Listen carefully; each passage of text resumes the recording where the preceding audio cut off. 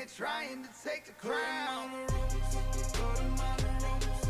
Stop playing around and let them keep it close. Put them on the ropes. Time to close it out. I'm here to chase the rings. I ain't here to chasing clout. Put them on the ropes. Put them on the ropes. Stop playing around and let them keep it close. Put them on the ropes. Time to close it out. I'm here to chase the rings. I ain't here to chasing clout. Put them on the ropes. Put them on the ropes. Stop playing around and let them keep it close. Put them on the ropes. Time to close it out. I'm here to chase the rings. I ain't here to chasing clout. Put them on the ropes.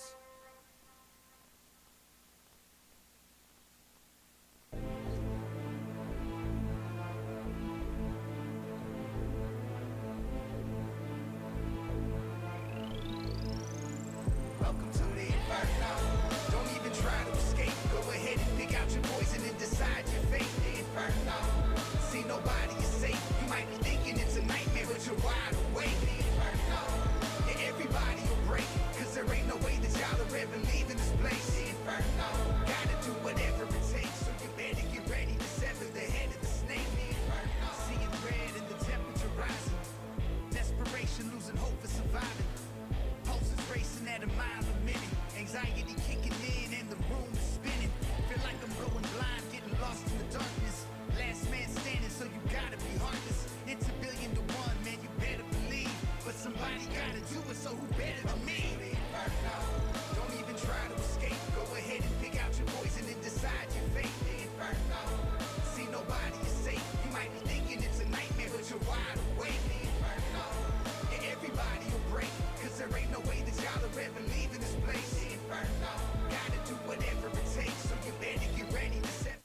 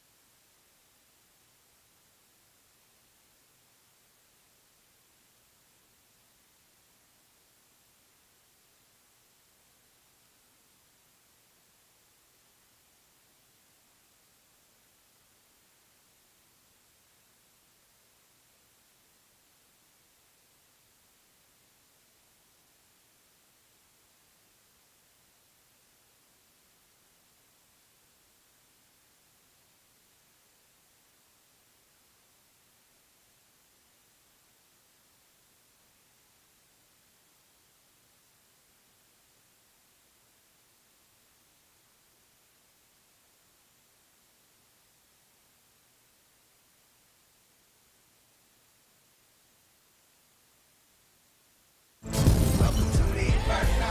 Tested with the scars to prove it. If you're gonna risk it, be prepared to lose it. It doesn't matter who I'm taking it to. Whatever I gotta do, I'm gonna be making it to the inferno.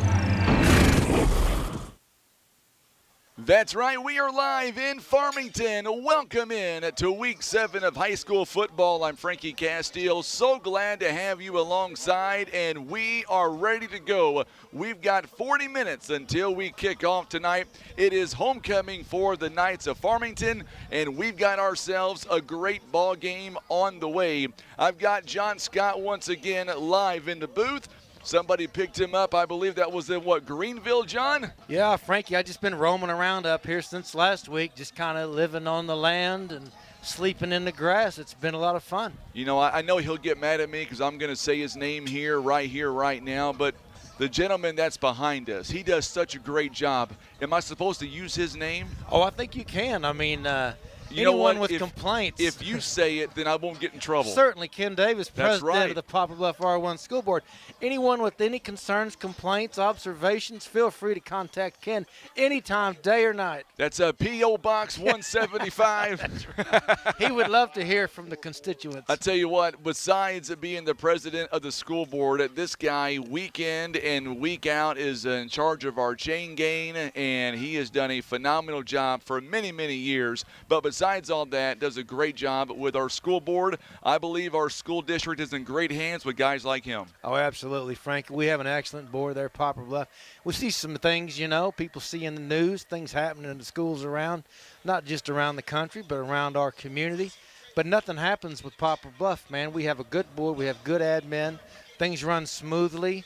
And we don't see a lot of the problems that other schools see. That's right. Ken, I'll take that check on Monday, by the way. No, I'm just kidding around. I tell you what. Cash. It's cash. It ain't a check. Never take a bribe with a check, Frank. Man, we have had such a great season. Can you believe, honestly, that it's already 7 weeks in, and this is the last regular season away game on our schedule? If we travel any more past tonight, it's because we're in the postseason. Yeah, that's pretty wild, Frank. We were just talking earlier about it's week 7, which is really far down in the season, and it's just now starting to feel like football weather as compared to last week when it was sweltering, hot, and humid. Tonight it's breezy, cool, nice fall night for some football. Sun's been shining. Excellent night for some football. Man, I've got Mary Faust, who is already chiming in on Facebook saying, let's go Mules, bring home the win. Stacy Rommel, she is watching from Poplar Bluff. TJ Neal, he's tuning in.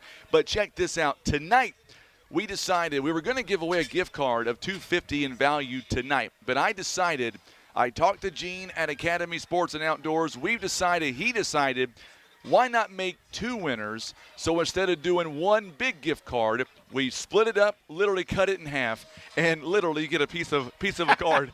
It's worth nothing. But we're going to give away 2 $100 gift cards, courtesy of Academy Sports and Outdoors. I filled you in on the questions tonight. There are going to be some great trivia questions. We're going to throw in a bonus trivia question coming up tonight just because we can. All in all, it is going to be a phenomenal night. The sun's going down. We're going to go inside the game day locker room coming up in just a moment. We're going to be joined by head coach Dave Sievers. And I don't know about you, but I'm ready to get this football game underway in 35 minutes. Absolutely, Frankie. Looking forward to this big game. Been circled on the calendar for a long time. Season game right here. It's going to be excellent. It really is. So tell me what you're looking for tonight. If you're Poplar Bluff, we've got some injury updates we're going to get to coming up after our live interview with head coach Dave Sievers. Tell me what are some things that you're looking for tonight. Well, we all know, Frankie, from looking at Farmington, that they run the ball. They run the ball a lot. They run the ball well. I think it was 21, 22 rushing touchdowns this year, and I don't think any passing, maybe one passing, something like that. Yeah, one passing. So we know what they're going to do. Our defense has been good all year. It's gotten better as the season has gone along. We fought through a lot of adversity. So it'll be nice. It'll be nice to be able to focus on one aspect. I don't think that Farmington will come out and try to mix it up tonight. There's always that chance, but realistically they're going to run the ball. We're going to have to stop the run. So we want to be able to do that. And then when we get the ball, we want to have some long, sustained drives, run some time off the clock, wear them down a little bit, and get some points. If we can put enough points on the board, then we can really put the pressure on this Farmington team that likes to run the ball. Easy. You're already getting into our keys to victory, brought to you by Kevin's Automotive and Tires. Wait just a minute, my friend. That's a good analogy, though. I like it. There we go. You're getting good at this. I thought you were going to be by yourself this week. That's right. Well, I thought so, too. Everybody kept telling me that, Frank, and then you showed up. You just couldn't pass it up. I didn't want you getting all the glory. I wanted to make sure I took some of it from you. There is a lot of glory to be had. That's right. Coming up, the boys are going back in the locker room one final time. When we come back, we're going to step away 3 minutes. When we come back, we're going to go inside the game day locker room. It is presented by Christian Automotive and Tire. We are back in just a moment with Coach Dave Sievers in 3 minutes. You're watching and listening to Mules football on the Southeast Sign and Graphics Mules Radio Network.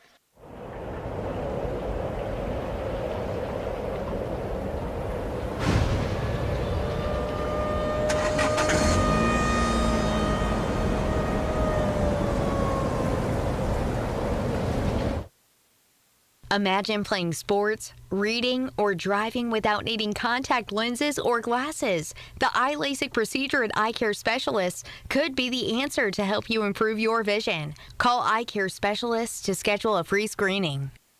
Here's a quick and easy test to see if you need new tires. Insert a penny upside down, and if you see the top of Honest Abe's head, your tread is too low. If you don't, you're good to go. So when it's time for new tires, remember Christian Automotive and Tire, keeping you safe on the road. Did you know that 60% of Americans don't have a last will and testament? At Scott Law Firm, we understand that planning for the future can be difficult, but it's important to have a plan in place, no matter the size of your estate. Don't leave your legacy to chance. Call Scott Law Firm. Did you know that 60% of Americans don't have a last will and testament? At Scott Law Firm, we understand that planning for the future can be difficult, but it's important to have a plan in place, no matter the size of your estate. Don't leave your legacy to chance. Call Scott Law Firm.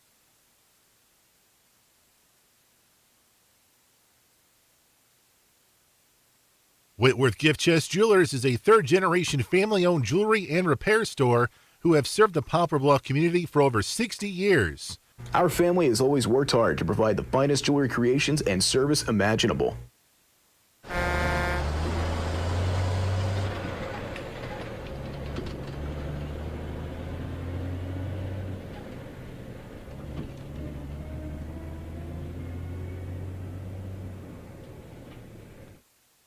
Patriot Auto Glass offers chip repair or glass replacement. They provide fast quality service done by experienced technicians. Ask about our veteran and first responder discounts. Call Patriot Auto Glass today at 573-840-5027. And remember, Patriot Auto Glass will come to you.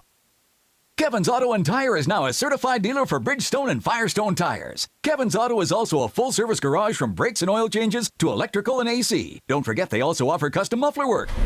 It's Kevin's Auto and Tire, located on Cravens Road in Poplar Bluff. School is in session, and your friends at Larry Hillis would like to take a moment to remind motorists to look out for school buses when making their commutes. Remember to stop when the bus has flashing red lights and extends its stop sign. And do not pass until the flashing lights and warning signals are turned off. Also, never pass on the right side of the bus where children enter or exit. Let's make school bus safety a priority. At Larry Hillis, we love our mules.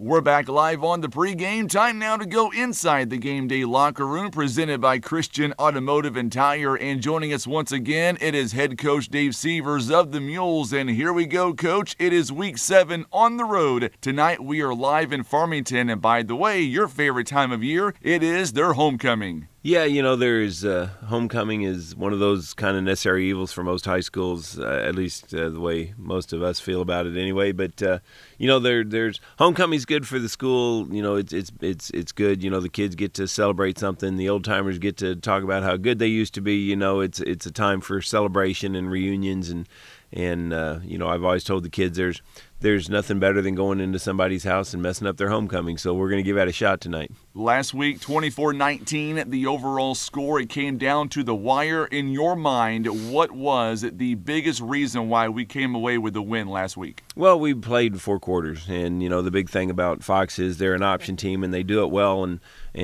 you know we spoke all week about the guys got to do your job on defense. You got to do your job. Whoever you're supposed to tackle, you tackle. And we had a few instances where we had some of our kids, like I tell them, you got to stop chasing ghosts. You know, you got to do your job and keep your eyes, you know, locked on where they're supposed to be. And it's hard to do. You know, it's hard to do. And we had a couple of kids, you know, not doing their job, and it turned into big plays. And so, but ultimately we were able to make enough plays, get enough stops, and you know, come out on top. It was one of those games where I felt comfortable about the game the whole way. I was just kind of hoping that we'd, you know, get another score and get a little cushion. But you know, we wound up winning a tight one, and that's good. You know, you need games like that to kind of test and build character sometime. Good news, bad news scenario last week. We lose Darius Graham second half with an injury. We'll get to him in a moment, but I thought Romeo Wantor, he had a phenomenal game and really kind of grew up before our eyes last week. Yeah, you know, Romeo's a big play type kid. You know, he's kind of one of the team leaders. You know, the kids kind of look up to him, and he kind of takes that role a little bit. You know, the thing about Romeo is he's a tough kid. He'll make the tough catch, but he's also a deep ball threat. And we were just sitting around the other day. I was just kind of looking through some stats on a couple of different websites. And right now he's yardage wise, he's the 10th leading receiver in the state right now. So that's pretty cool. We've got a couple of kids on on the Max Preps charts for what that's worth and everything. But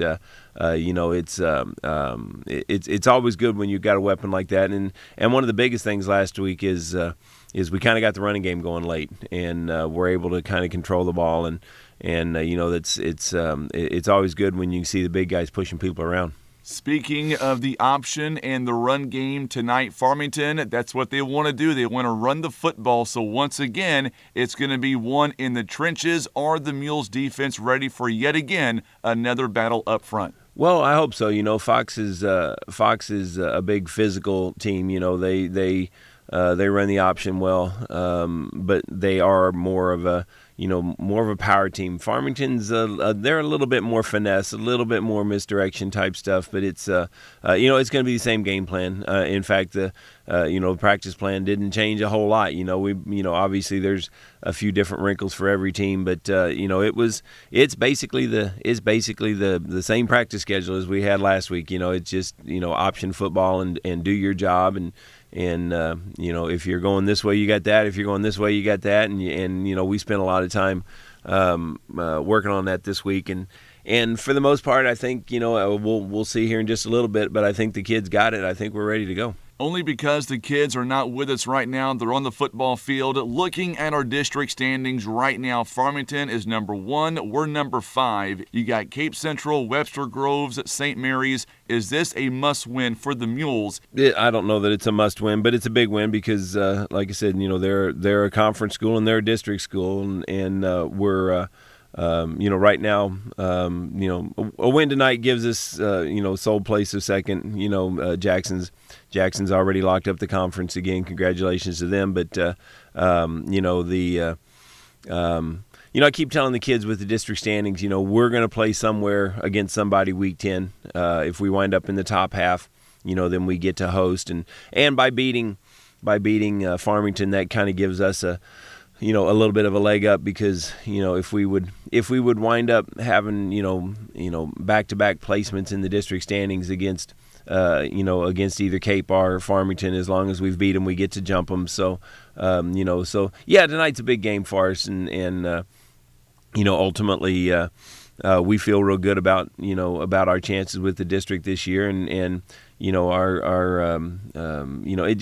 it's a really complicated, convoluted system of points and strength of schedule and all this stuff. So Farmington's got a pretty good lead, and we could win tonight, and they could still be the number 1 seed in the district. So we're just gonna. I just tell the kids, don't get too tied up in numbers and don't get too tied up in where we're at, because we're gonna play against somebody somewhere week 10 and week 11 and week 12, and whoever they put in front of us, we'll get ready for. And then, of course, looking at last week, you talked about our run game being significant. Last week, Coach Logan Height had 38 yards on the ground, Jay Edmondson 84, but Colin McBride, I thought, really stepped up in a big way, 51 yards on the ground. How critical will it be for these Mules to get the run game early and establish the passing game as well? Well, that's pretty much what you want to do every week. If you can control the line of scrimmage and you can run the ball, you can control the clock, and that's something that we want to do. And people have had success running the ball against Farmington a little bit. We're hoping that we can get the big guys going tonight, and like you said, we had 3 or 4 people make major significant contributions to the run game last week, and that's good, because the guys who are running the ball, for the most part, some of them are playing defense too, and I hate that Jay's our leading rusher, because he's taking some hits that he doesn't need to take, but it's just the way it is, and hopefully we can run the ball tonight.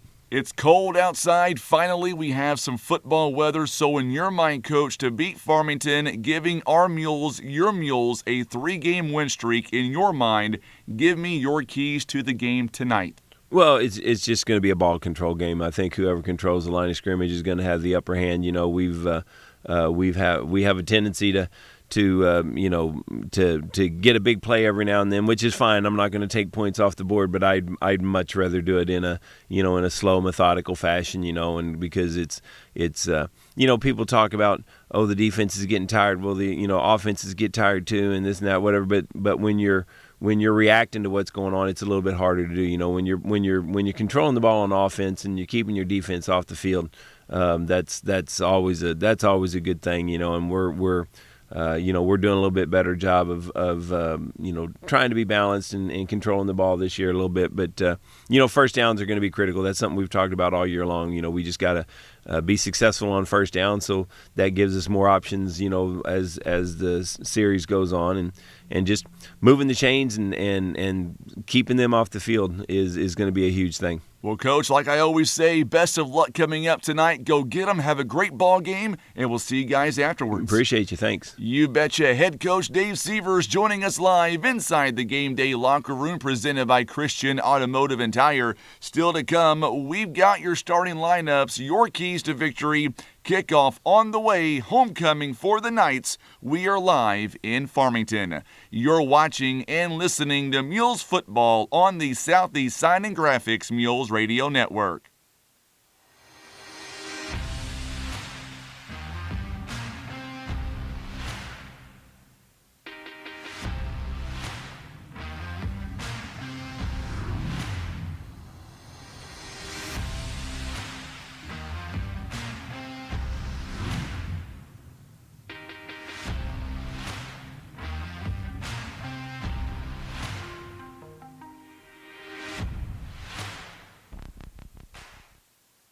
Caring for those you love also means taking good care of yourself. At Poplar Bluff Regional Medical Center, our healthcare providers take the time to identify your health risks and help you prioritize good health. Regular checkups and age-appropriate screenings are important to be healthy now and stay well in the future. With same or next day appointments and online scheduling, we make it easy to make an appointment right now. You can even see us from the comfort of your own home via telehealth. Put your health first today by making an appointment by visiting pbrmc.com and searching online scheduling.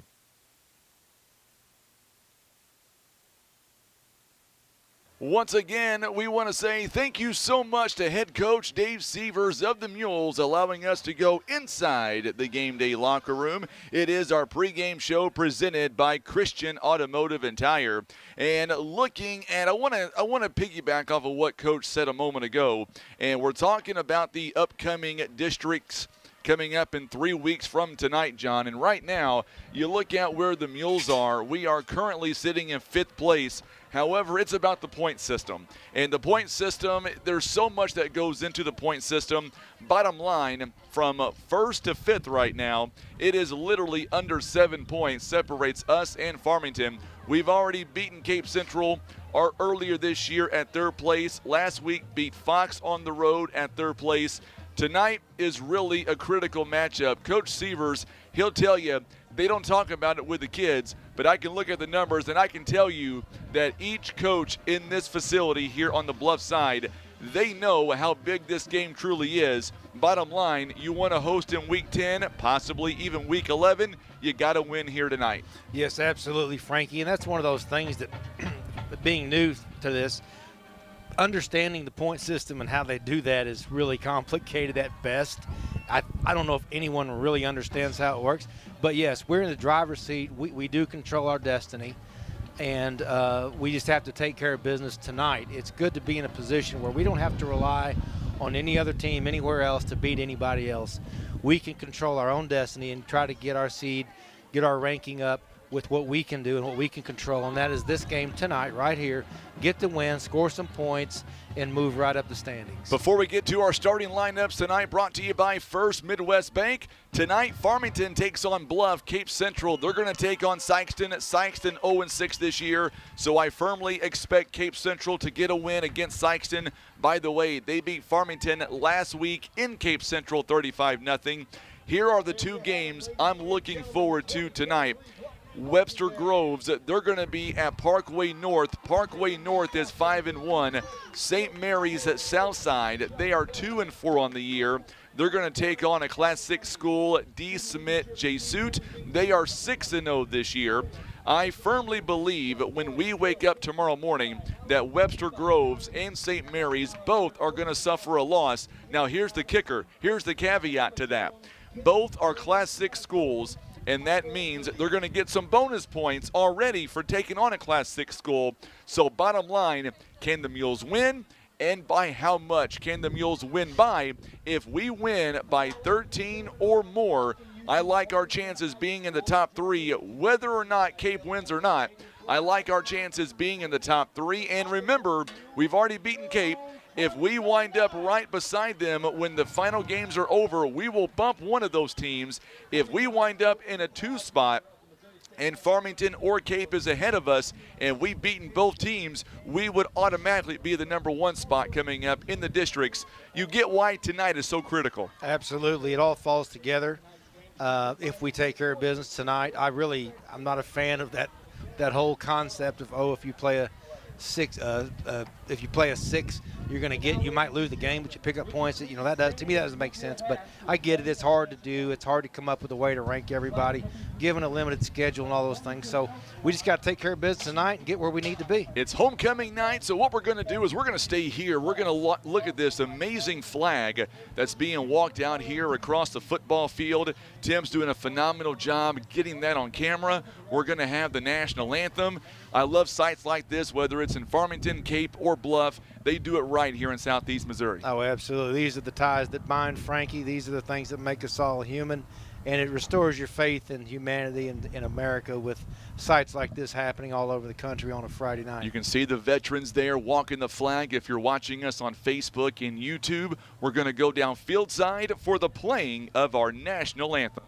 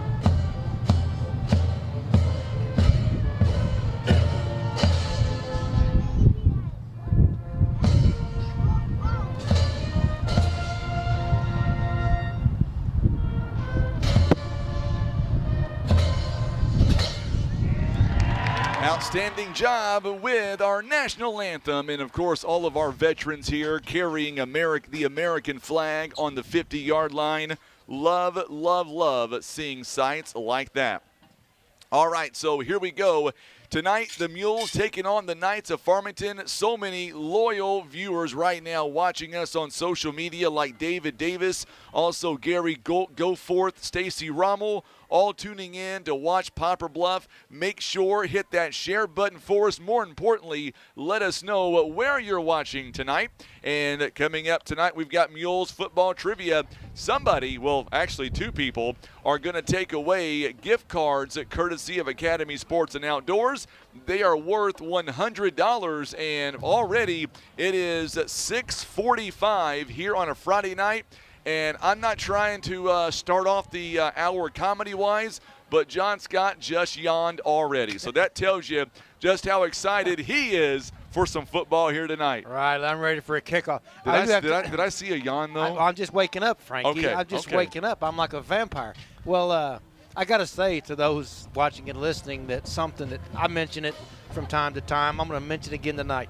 This is the second time that I've done this, that I've been able to travel with Frankie and Tim and see their operation from start to finish. And they leave early in the day, and they get to these stadiums early, and they have great rapport with the athletic directors and with everyone involved with these other schools. And these guys, I'm telling you what, they set up a deal that looks like a space shuttle. And they've really got 2 of them going. They've got the broadcast stuff, and then Tim's got all his stuff set over there with his cameras and everything. And it is really something to see, and it's really a lot of effort that these guys put together to make this work as smoothly as it does. And hats off to those guys, because I just sit back and watch, and it's a balance that they do. It's a dance that they do, and they've gotten so much better over the years with this running so smoothly. But it takes a whole lot of effort, and they do it, and it's not by chance. So good job, guys.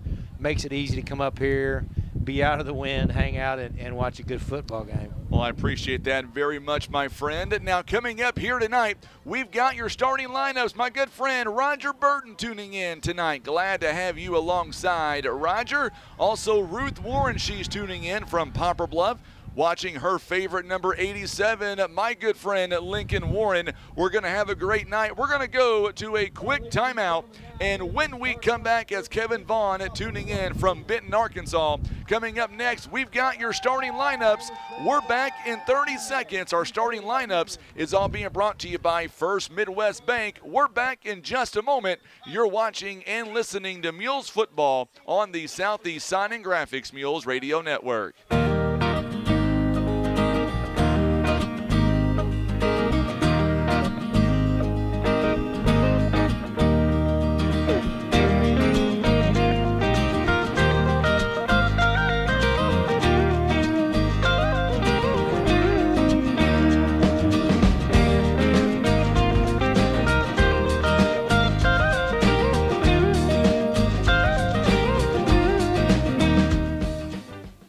All right, so we are back, and now it is time for our starting lineups, all being brought to you by First Midwest Bank. And, of course, Mike Deal is tuning in on social media. Go Mules, 1979, 1980, and 1981. He is watching us from Tri-Cities, Washington. So glad he is tuning in tonight.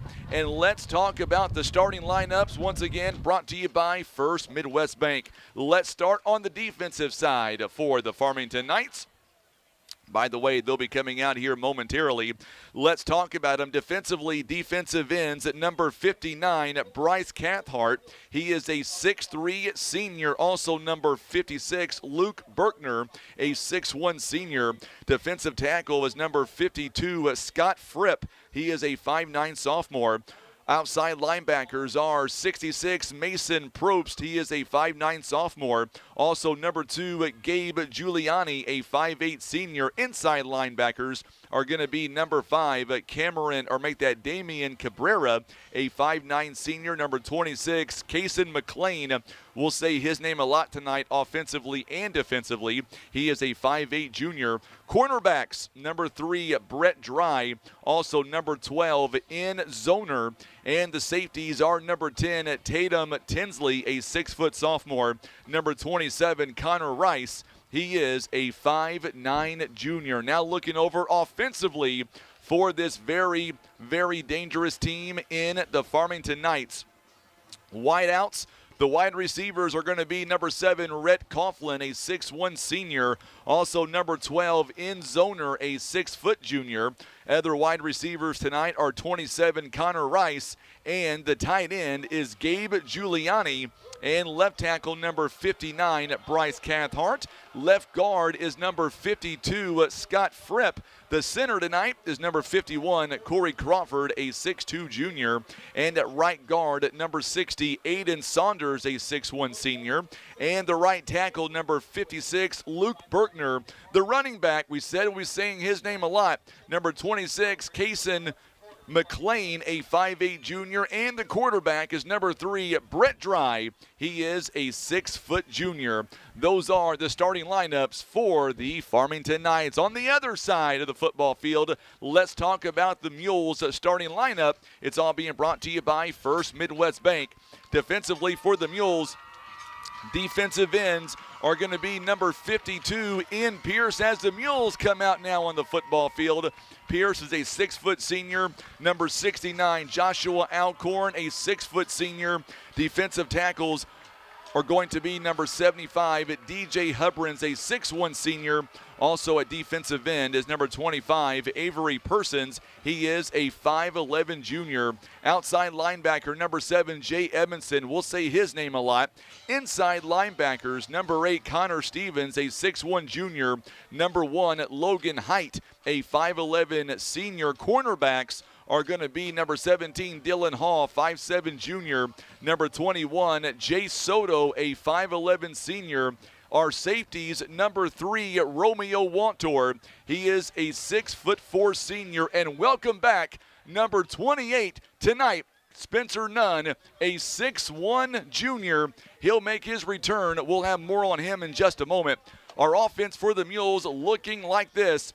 Wide receivers tonight, Romeo Wantor, 6' senior. Number 2, Darius Graham. We'll have more on him in a moment also, a 6' senior. Other receivers are number 17, Dylan Hall, 5'7" junior, our tight end. Number 18, Nico Gaddy, a 6'2" junior.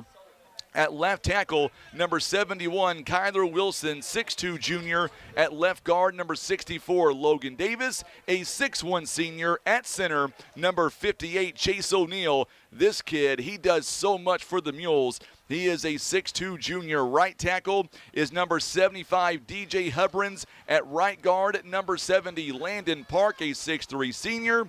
Tight end, or make that running back, number 1, Logan Height, 5'11" senior. Also at running back tonight, expect number 11, Colin McBride. He is a 5'11" senior. And our quarterback, number 7, Jay Edmondson, a 5'11" junior. Those are the starting lineups for the Mules and the Knights. It's all being brought to you by First Midwest Bank. Frankie, how do you it's a lot of words. I don't think he took a breath that whole time. Yeah, you know, it's good to see Darius back. I saw him run out. He was leading the team out onto the field. He looked to be in good shape tonight. Good to see him coming back. He's a luxury to have. We like that passing game. We like Romeo and Darius out there. Always a threat for the big game, big play during a game. Good crowd tonight. Home crowd. Stands are full. We got good Bluff people. You know, Frankie, I like it.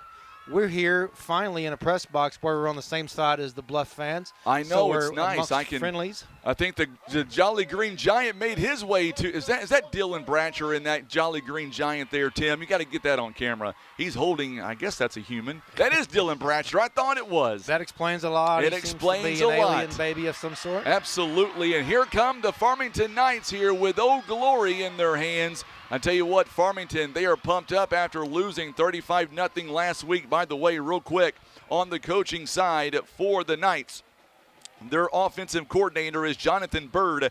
Their defensive coordinator is Eric Krupe. He is the head coach. He's got a record, by the way, his 11th season, 64 wins, 54 losses, a winning percentage of .542. On the other end, you've got the offensive coordinator for the Mules, John David Patillo, defensive coordinator Jeff Mannon. Our other coaches for the Mules are Jeff Shukart, Austin Jefferson, Tony Kirkley, Colton Mannon, and Billy Pyland are our coaches. David Severs in his 6th season, he's got a record of 30-29, a winning percentage of .508. The Mules, by the way, wearing their away white jerseys with the maroon trim and the maroon helmets. Farmington, meanwhile, they're wearing their black jerseys with the gold trim and the gold numbering as well. My good friend, Butler County Prosecuting Attorney Casey Proctor, he is tuning in tonight, and he says, John, quite frankly, go beat Farmington, go Mules. And he wants to bring home another Mules win here tonight. Yes, he's right about that, Frankie. Tonight is the night to bring home a big win from Farmington. It really is. So here tonight, we're going to get you to our captains here in just a moment. And we want to say a big shout out to everybody who is tuning in tonight via social media, whether you're watching us on YouTube or whether you're watching us on Facebook. Let us know where you're watching us from. And more importantly, hit that share button for us as well. Coming up tonight, we're going to give away these 2 gift cards courtesy of Academy Sports and Outdoors. They are valued at $100. And let's go ahead and talk about the captains here tonight. For the Farmington Knights, coming out will be number 2, Gabe Giuliani, a 5'8" senior for the Knights of Farmington. Also coming out is number 7, Rhett Coughlin. He is a 6'1" senior. Coming out as well tonight for the Knights of Farmington, number 26, Kaysen McLean, a 5'8" junior. And, of course, shortly not but last is number 38. And we're talking about Chase Watson. He is a 5'6" senior. Those are the captains here for the Knights of Farmington.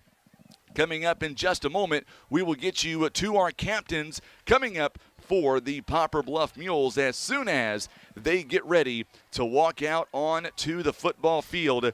We will bring you the captains here in just a second. Frankie, I got to say, Poplar Bluff native, Butler County native, diplomat, dare I say, Michael Brookerson just walked in. He sort of lives around here and there. Did a little Bigfoot hunting for a while, and I believe that his significant other lives up here in the Farmington area, and I saw Mike come in to watch some of his friends' kids primarily play. I know he's close with Matt Edmondson, Jay Edmondson's dad, so good to see Mike. Haven't seen that guy in a while. So out there for the Mules here tonight, number 35, our captains are Aiden Pratt, a 6'2 senior. Also number 40, Colton Palma. He is a 5'11 senior. Also out there for the Mules at number 64. And, of course, we're talking about Logan Davis, a 6'1 senior. And number 76 for the Mules, Clayton Stark, a 5'11 senior. Those are the lineups and the captains. And from what I've been told, if the Mules win the toss, quite frankly, they want the football. Don Collins is tuning in, listening to us on the radio. Loretta Hart, she is watching for number 10 and, of course, number 36 as well. She says, good luck, Mules, tuning in all the way from the great state of West Virginia. West Virginia, boy, they got a good thing they do at their college football games, which I can't say on the air, but it's almost as good as Mr. Brightside at Mizzou. That's right. But it's funny. College football, man. Let's talk about our referees here tonight. James Godwin, he is the referee tonight. The umpire is Chris Russian.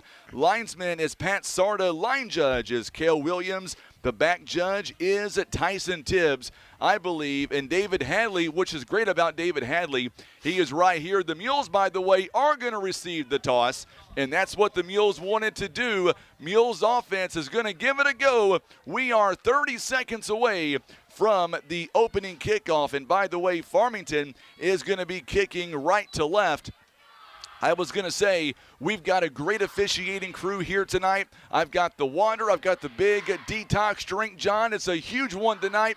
I'm excited. What about you, big fella? I'm excited, Frankie.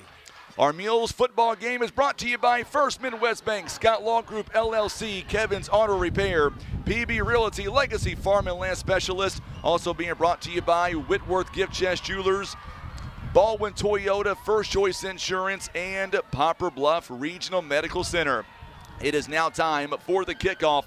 56 degrees at game time. Our kickoff sponsor tonight being brought to you by our good friends over at Russian's Towing. So here tonight, kicking off is going to be in Zoner, and he'll be kicking things off going right to left on your video screen and your radio dial. And back to return deep for the Mules is Jay Soto. Also back there is Dylan Hall. So here we go, week 7. It is a big win, a big night for the Mules. Let us hear us where you're at. Week 7, big crowd on hand, and we are underway. Kickoff brought to you by Russian's Towing. It's going to go into the end zone, and the Mules are going to begin 1st and 10, coming out to the 20-yard line. I got to say, Frankie, Tyson Tibbs, one of the referees tonight. Bluff kid, his mother, class of 90. He was a good baseball player as well. 90. Morgan McIntosh is tuning in. Mary Faust, Lori Edmondson Bussey. She says, let's go Mules. A big shout out to Tim. And she says, lose John next week. No, she didn't say that. Deal. We got a deal. Hey, Tom Cash is going to be in Poplar Bluff next week when the Mules take on Kennett. You got to come and find me, Tom. Love to meet you, my friend. So here we go now. First play from scrimmage, Edmondson. It's going to be a fake handoff. He'll go outside, and quickly he is met by Romeo Wantor. He will make the catch, and then a quick stop there. Gets about 5 yards. They're going to give him to the 25-yard line. You can hear that wind whipping in the crowd mic, something we have not dealt with all season, and that is the fact that we've got some winds here tonight. One thing about the Mules, make sure and hit that share button for us if you don't mind. Mules want to be able to take time off the clock, and they want to keep that offense on the sideline. There goes Logan Height.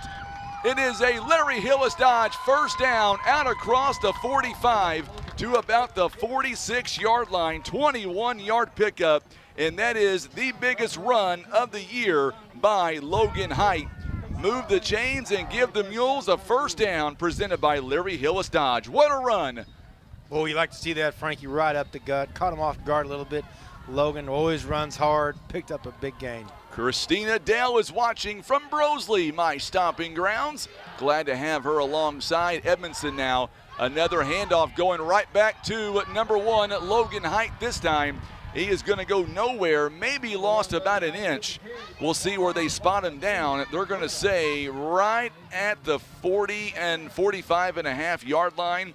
So we're going to go ahead and give him a -1 on that carry, John. Second down and 11. Marion Tibbs is tuning in. Boy, he did great when he was an elected official for Butler County.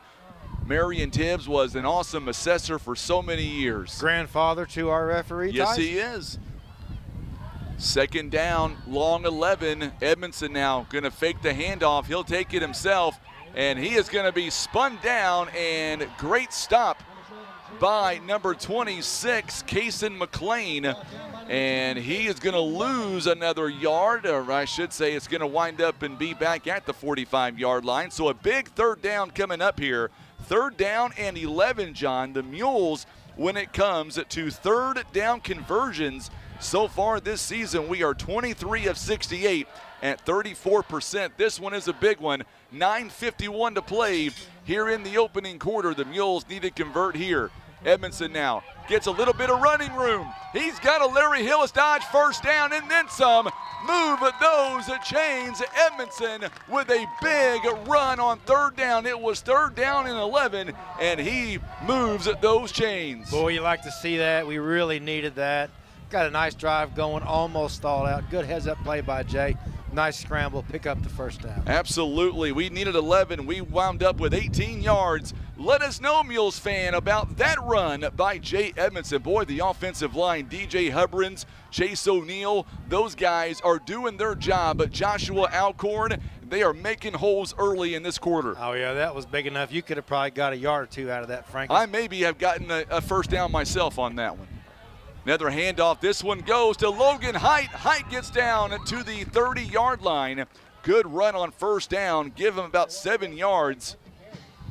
So Logan Height, he is doing phenomenal so far. Second down and 3. The Mules already 45 yards on this opening drive. Morgan McIntosh loves what she is seeing right now by Poplar Bluff. And the Mules are firing right now. Another handoff to Logan Height. Height this time is going to bury his way to about the 26. And we'll see where they're going to give him a Larry Hillis Dodge first down. He needed 3 yards. He wound up with 4 yards. And already, Height already with 4 carries on the first quarter. 23 yards of offense here. And now Edmondson is going to walk over and get the play from the sideline. 8:25 to go. 4 carries, 31 yards right now for Logan Height. Lori Edmondson loves what she's seeing right now. Edmondson inside the pocket. He's going to have to get rid of it. He's going to be sacked all the way back near the 35-yard line. So about 11 yards of lost yardage on that one there, John. Yeah, that was tough. You know, he had nowhere to go. The guy's got in the backfield really quickly, but I'll give Jay credit. He held on to the ball. He didn't try to force a pass there at the end. He just tucked it in, took the sack, kept the ball. Here we go. Second down and 18 coming up now for the Mules after that sack. A loss of nearly 11. And now Edmondson, there's a flag thrown on the far sideline, just gets rid of it, and he is taken down. And now we've got to wait and see what the penalty is. It was thrown on the far side near the 30-yard line, 28-yard line to be exact. An offside would be nice. I don't think. Or it'll be a hold. It'll be a hold, probably. I think it's going to be. No, it's going to be against the Mules. They're saying pass interference. Odd call. So it's going to go against Poplar Bluff. So now instead of it being second down and 18, it'll end up being a lot farther away. We're talking possibly second down and maybe Fredericktown from here. That's what it is. Rebecca Osborne is tuning in. She says, let's go Mules. Boy, the Mules have a lot of ground to make up here on second down, John. They're going to mark him all the way back near the 49-yard line. A loss of 15 on the play. How far are they going? Keep going. No problem, Frank. It's a 15-yarder, so it's going to bring up second down and 33. So it's second down, long 33. They've got to go all the way to about the 25-yard line for a first down. Edmondson now has 3 downs to play with here. They're going to get rid of it. There is a pass and nearly caught by Dylan Hall. That would have been an amazing one-handed catch. Jay Soto pats him on the way out of bounds. It'll be incomplete. That would have been a spectacular catch by Dylan Hall. And now it is third down and 33. How often do we have a third and 33?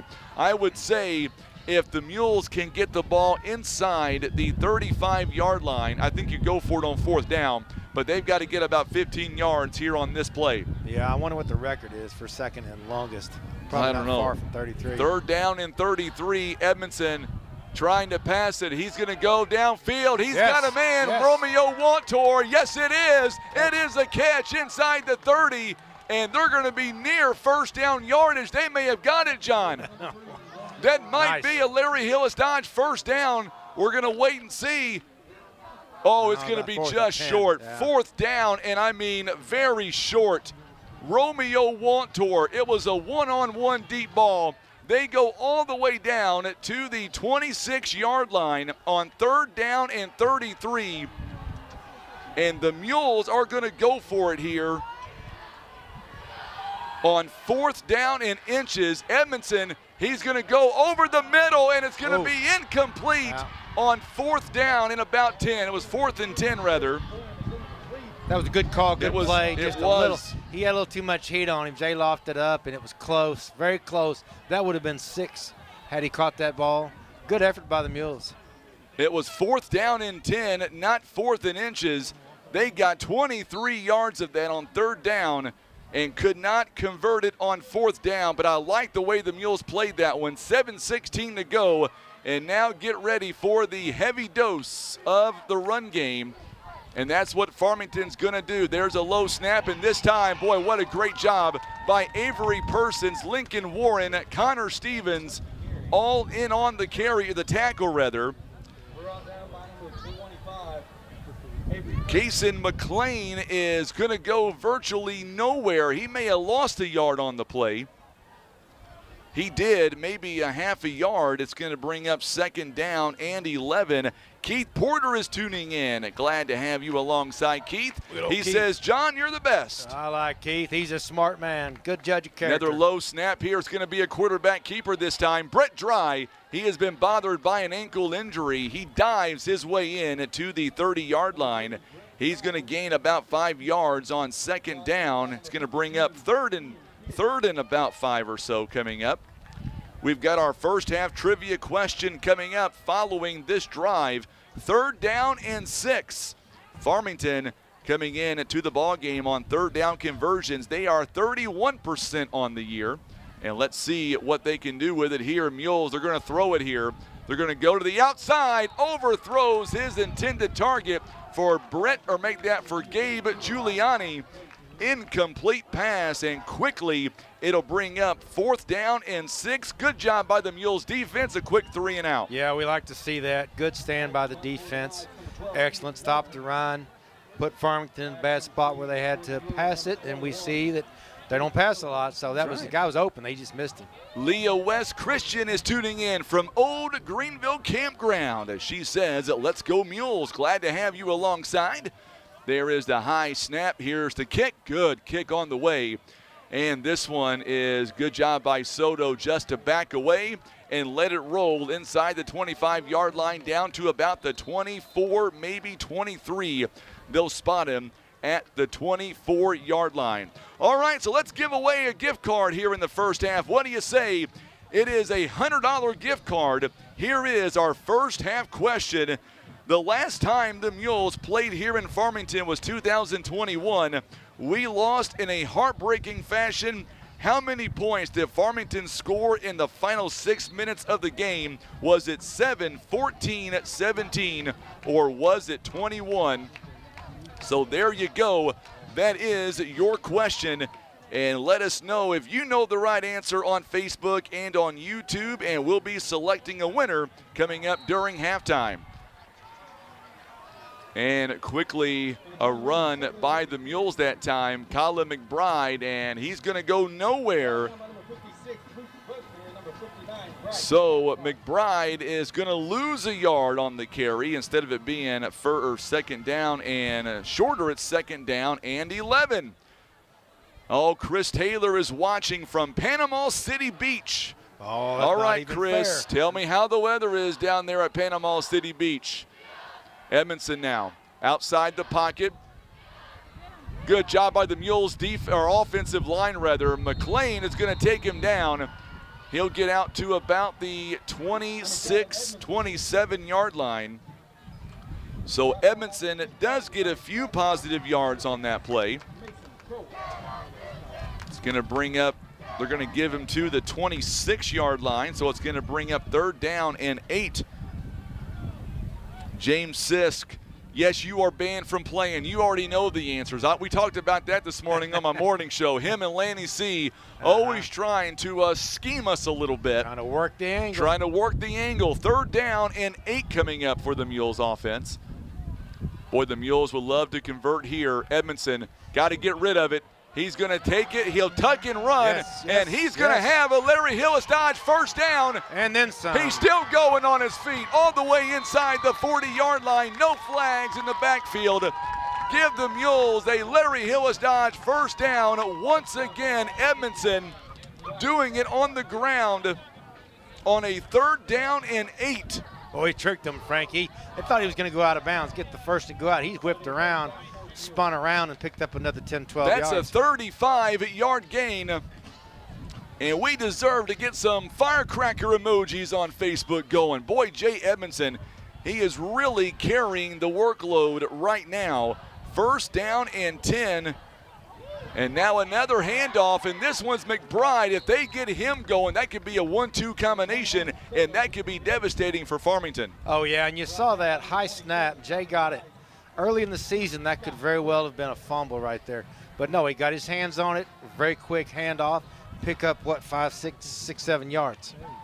So the Mules now 2nd down and 4 after a 6-yard gain by McBride. Mules going left to right.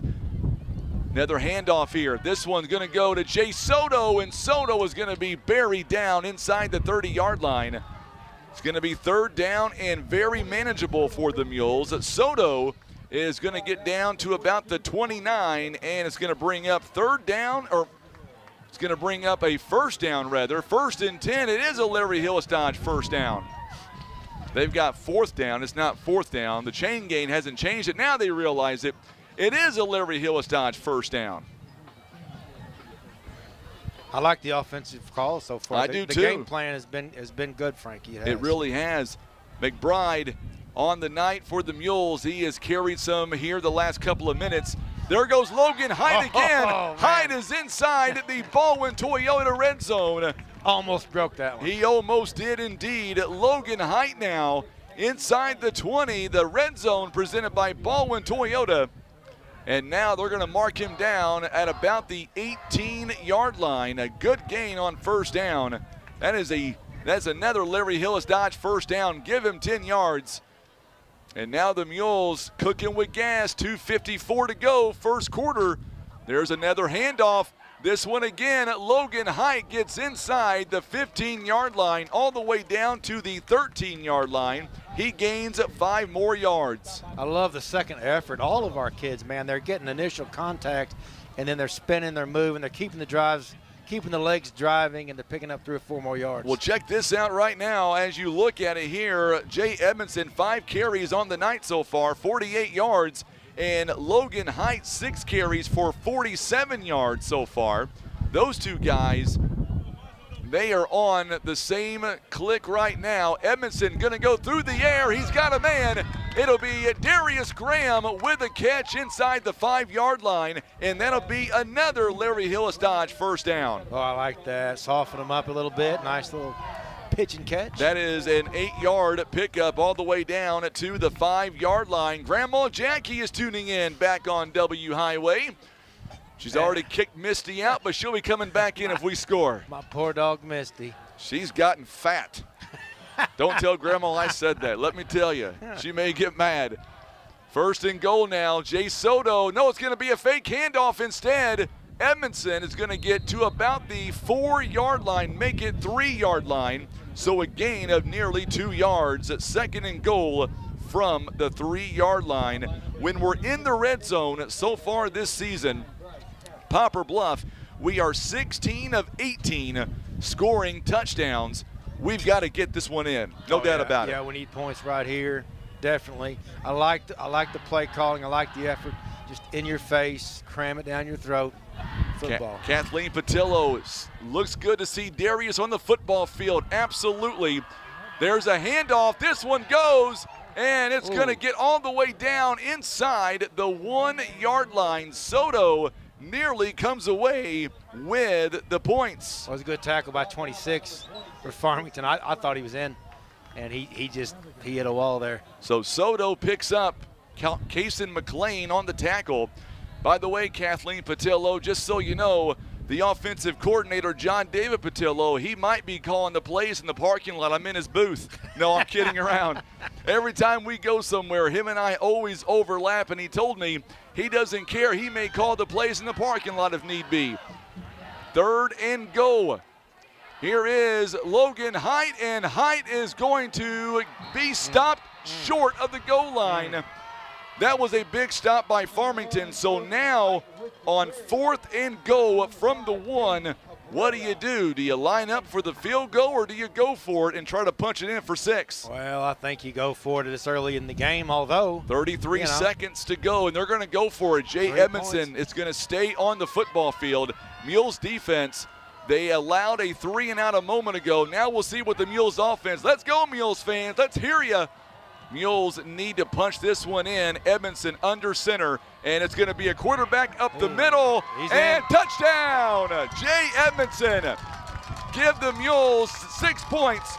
The Patriot Auto Glass extra point coming up as Edmondson is able to punch it in on the 1-yard line. Boy, what a drive by the Mules. Tom Cash loves what he sees. The Patriot Auto Glass extra point coming up. Jay Edmondson, the holder, Colton Palma, the kicker. And here is the extra point coming up. Mules lead 6-0, make it 7-0. We're back in 30 seconds on the Southeast Sign and Graphics Mules Radio Network. You're in the zone with Baldwin Toyota. Today's spotlight is a 2023 Toyota RAV4. Grab your teammates for the ultimate ride. The 2023 Toyota RAV4 offers a spacious interior and configurable cargo space. Now you can carry all your gear for the big game. That's right. And with the RAV4's all-wheel drive technology, you can effortlessly tackle any terrain. Get in the game and visit Baldwin Toyota and experience the 2023 Toyota RAV4 for yourself. And now back to Mules action.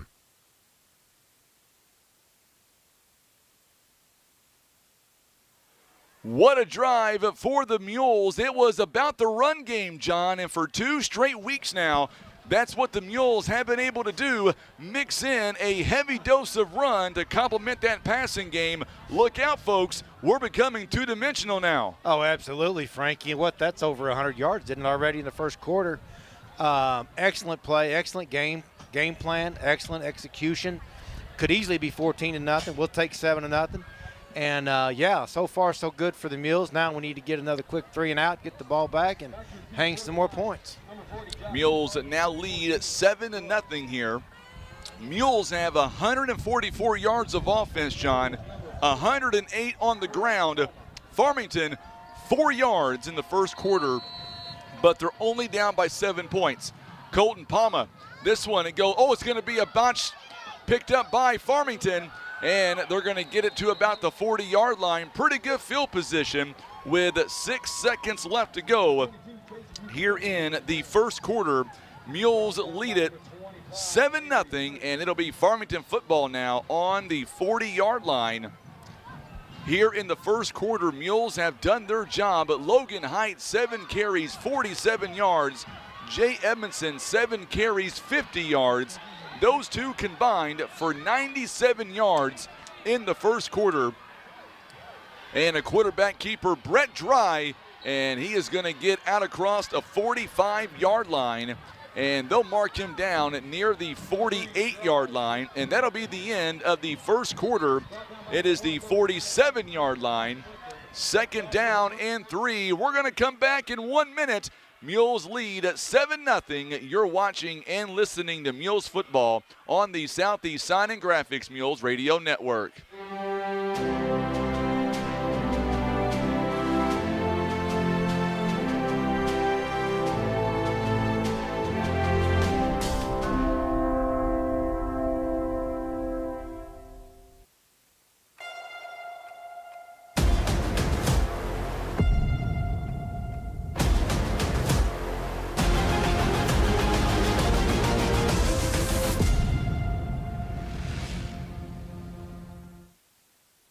Maverick Glass offers repair of automotive, commercial, and residential glass, including mobile repair services. From a chipped windshield to a custom glass shower, remember Maverick Glass. Thank you for making Maverick Glass the area's leading glass company for more than 30 years.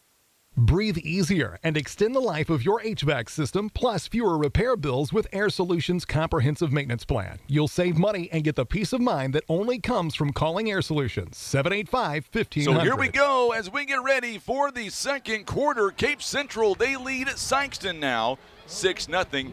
There's the option outside. Good job taken by Jay Soto. And just like that, quickly, Farmington now on the move. Connor Rice will get it all the way down to the 40-yard line of the Mules, and it is a 1st down for the Knights.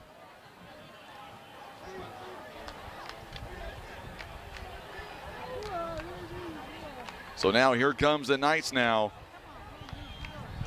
On 1st down and 10, they're going to run the football. It's going to be an option outside. Giuliani, he's got some running room, and he'll be inside the 30-yard line. It looks like another 1st down coming up now for the Knights, and they'll mark him down at the 28-yard line. So another 1st down for the Knights, and just like that, the Knights have found some running room at Cape Central right now. They are leading this game, their game in Sykeston, or against Sykeston rather, 6-0. Yeah, they've made some adjustment here, Frank. Yes, they have. They're not going to have another 4 offensive yardage in the first quarter ever again. McLean, he's going to get to about the 20-yard line this time. He'll get out to about the 21-yard line. So a gain of nearly 7 yards. And he'll be just outside the red zone. 2nd down and 3. So right now the Mules trying to maintain their rhythm here. They're up by 7, but right now Farmington, they are quite frankly on the move. Need a fumble right here, Frankie. Here we go now, another handoff to McLean. McLean trying to bounce outside. Logan Height is going to take him out of bounds. Good job by Hunter Clifford as well. Clifford also in on the tackle. And this time around, he's not going to get much. And they'll give him down to about the, they're going to give him enough for a 1st down. They'll give him to the 16-yard line. Didn't think he got that much, but he did. 1st down, Farmington. So 1st down, Farmington. By the way, so far today, Mules are 2 of 4 on 3rd down conversions. Farmington 0 for 1. Another going to be a quarterback keeper, and he will march it in the end zone. Touchdown, Brett Dry, his 8th touchdown run of the season. And just like that, Farmington, they are an extra point away from tying this football game. So Farmington, they come right back, John, and they go down the football field. The holder for the Farmington Knights is Tatum Tinsley, and the kicker is in zoner. 7-6 now the score. Farmington an extra point away from tying the game. It is up. It's a wobbly kick, and it is good. 7-7 now. Mules and the Knights are all tied up. Our broadcast tonight presented by Senator Jason Bean, Maverick Glass, also being brought to you by Edmondson Warren and Holt Legal Services, Air Solutions, also being brought to you by Larry Hillis Dodge, Eye Care Specialists, Christian Automotive and Tire, Patriot Glass, and Poplar Bluff Regional Medical Center. Our trivia question tonight in the first half, good for $100, courtesy of Academy Sports and Outdoors. The last time the Mules played in Farmington back in 2021, we lost in heartbreaking fashion. How many points did Farmington score in the final 6 minutes of the football game? Was it 7, 14, 17, or was it 21? Make sure and comment on the video chat. Make sure and share the Facebook feed. Somebody is going to win $100. It might as well be you. I'll take it, Frankie. That was a great game. It was a heartbreaker, as you mentioned. I'll give you a hint. We lost it in 6 seconds to go. Yeah, it was a great one. So now in zoner will come away for the kickoff. Mules switch sides. They're going to go right to left. Very short kickoff. Logan Height come up with it, but then he dropped it, and the Mules just fall on it. Good job there by the Mules. Colin McBride fell on it for Poplar Bluff, and the Mules are going to have it just inside the 30-yard line to about the 28-yard line. It'll be 1st and 10 coming up for the Mules on their 28-yard line. So now the Mules, we are tied up at 7. Farmington and Poplar Bluff. Cape Central, they are already beating Sykeston right now, 7-0. Getting an update here, Jackson leading 21-0 over Confluence Prep Academy. So now Edmondson going to it's going to be a fake handoff again. He's got some running room. Oh, he nearly broke another tackle, and he could have went to the house. It is a Larry Hillis Dodge first down. He gets 12 yards on the carry out to about the 40, and that's where the Mules will have it. Nice little run. We got to gather ourselves here, run some clock. Slow move it down, punch it in, get some more points. So now 1st down and 10 coming up for the Mules. Edmondson now going to hand it off, and this time not going to get much on the handoff, maybe a couple of yards. Colin McBride not going to get a whole lot there. Good job there by the Farmington defense. They made their adjustments that time. And McBride is going to get to about the 42, 2nd down and 8. It's a physical game so far, Frankie. Very battle physical. line of scrimmage. Battle at the line of scrimmage, I'm sorry. So far, it has been a ground game for both teams. The Mules have made a few plays in the air a couple of times, but it's primarily been a ground battle. Edmondson, the ball comes loose, and I believe the Mules, I believe, just jumps on it. Great job by Edmondson. Yeah, he got back down on it. Yes, he did. That was very fortunate. Loss of 2 yards, so we're back where we started. 3rd down and 10 now. I'm not sure the running back thought he was getting the ball. I think Jay thought he was. A little botched handoff there, but good heads-up play to get on the ball. Mules are 0 for 2, or make that, we are 1 for 2. 2 for 4, rather, I'm sorry. 2 for 4 on 3rd down conversions. Mules have 156 yards so far. Edmondson, he's going to pass this time. Dylan Hall goes over his fingertips, and it'll be incomplete. 4th down and 10, and now you got to punt the football away. Yeah, I got to punt it here. Get defense back out there. 8:43 to go here in the first half. Get a stop. Colton Palma coming out for the Mules. Palma this season averaging 34.8 yards a kick. Farmington standing at their own 25-yard line. So Palma. So now there's a good kick taken at the 27-yard line. And he's got some running room. We got a flag everywhere. 15 flags come flying in. I almost seen them all coming. That's raining flags. I tell you what, we got a great fishing crew here, officiating crew. Fishing crew. Yeah, fishing crew. officiating crew, and they all threw flags on that one. Yeah, that tells me it's going to go backwards. I would think it's going to go backwards anyway. Look like the 4th of July. Farmington is trying to plead their case. It's going to go illegal block in the back, it appears, on the Knights. So that run is going to take them back. So Mules will catch a break there. Boy, it was raining flags out here.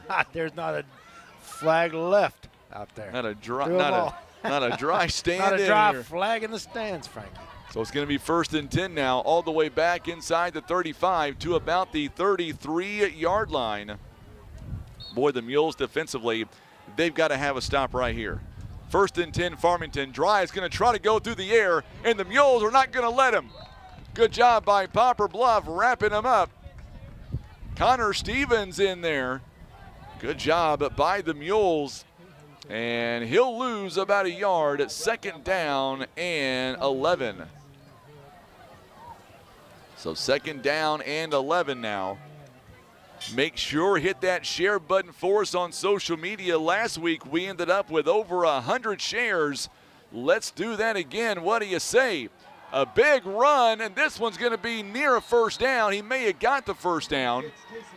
Cason McLean, and I believe he's got enough for a Farmington 1st down. Spencer Nunn, glad to see him back in the lineup. He makes the tackle. Farmington gets all the way to the 45, a 13-yard gain to give them a 1st down.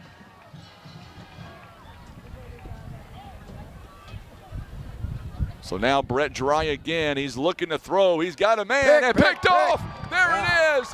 A big interception by the Mules. Jay Soto, baby, with a huge interception. Oh, that was nice, man. He saw that coming, jumped the route, got it. Nice.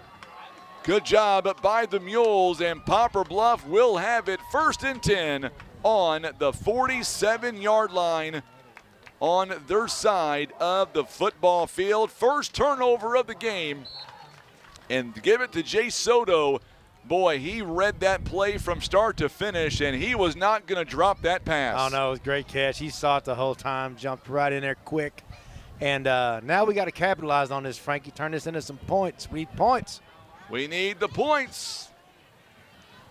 So now here we go now as Romeo Wantor in the game as well. Edmondson goes to him and tried. He was open too. Incomplete. Boy, that would have been a huge play if the Mules were able to convert that one. 2nd down and 10. Yeah, he turned to run just right before he had it. It happens a lot when they're open like that. Jay Edmondson 3 for 7 here in the game so far, 36 yards. It's been a ground game so far. 36 yards through the air for the Mules, none by Farmington.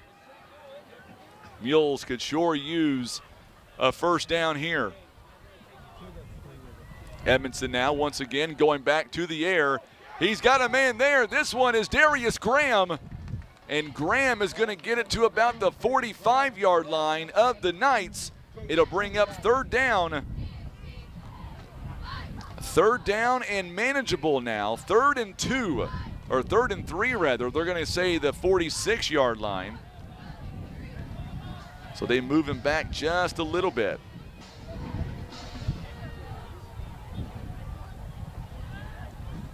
So now big 3rd down coming up here for the Mules. Edmondson looking to throw. He may keep it this time. He will. It is a Larry Hillis Dodge 1st down, and he is inside the 25-yard line. Another big scramble by the Mules quarterback, and he is going to get some big-time yardage there, and it'll be enough for a Larry Hillis Dodge. 1st down to the 29-yard line. The Mules that just needed 3. He ends up with 17. Boy, it really opens it up, too. They got to worry about the quarterback run. Loosens them up a little bit. A whole other dimension to the game. Edmondson's going to wind up with over 100 yards rushing here in the 1st half. 6:37 to go 1st half. Mules now going to hand it off to Soto. Soto, he drops the football, and it's going to come away Farmington. Soto loses it going to the turf, and Farmington comes right back with a turnover of their own. Not ideal, Frankie. We were really moving the ball well. Yeah, he just got kind of stood up and Got a little awkward spot there, and he came loose. Hate to see that, but we got to get it back. We do.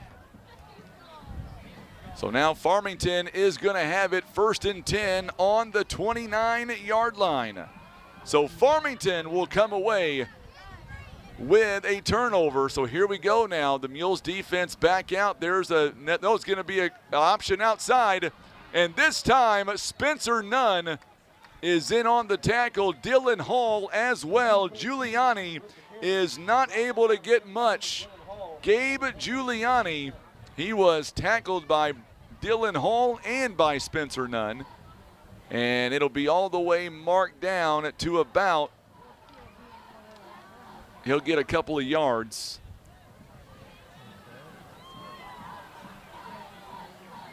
And Dry again, he's going to keep it this time, and he's not going to go too far.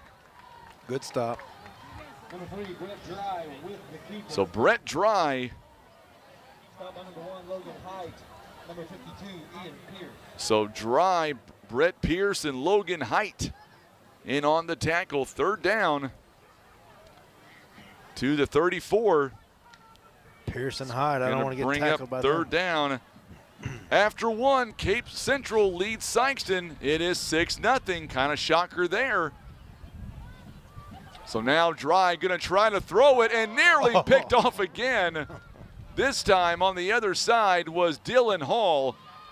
Boy, this kid, that was 3rd down. That's 4th down. Mules may get it back on a quick 3 and out. Yeah, very nice. You can see Farmington does struggle with the pass so far, but hey, this is a good stop right here. Get the momentum back. It really is. And now Jay Soto, he wants to forget about that fumble. If I were him, let's run this back for a touchdown. What do you say, big fella?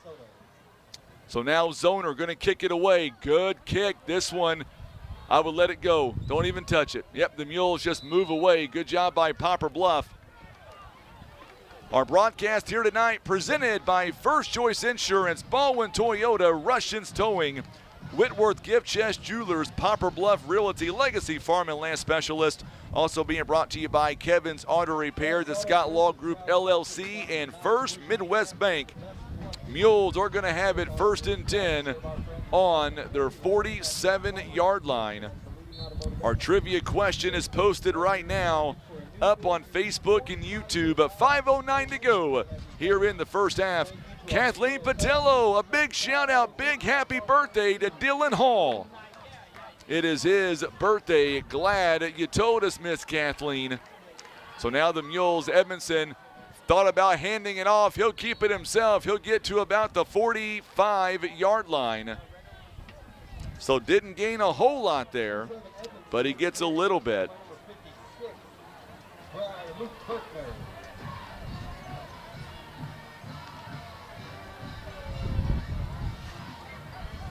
Let's see it. Let's bomb it right here.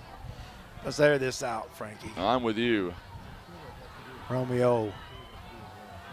Well. So now Dylan Hall not going to get much. Long pass for no gain. Yep, long pass indeed.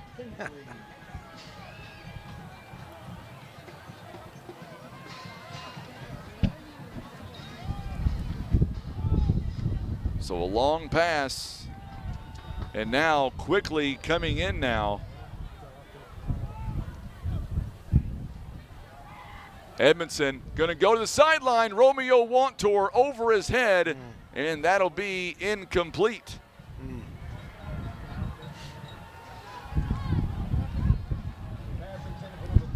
So quickly for the Mules. It's going to be another, it's going to be for the Mules. They will end up and punt this away. So Colton Palma coming back out for the Mules.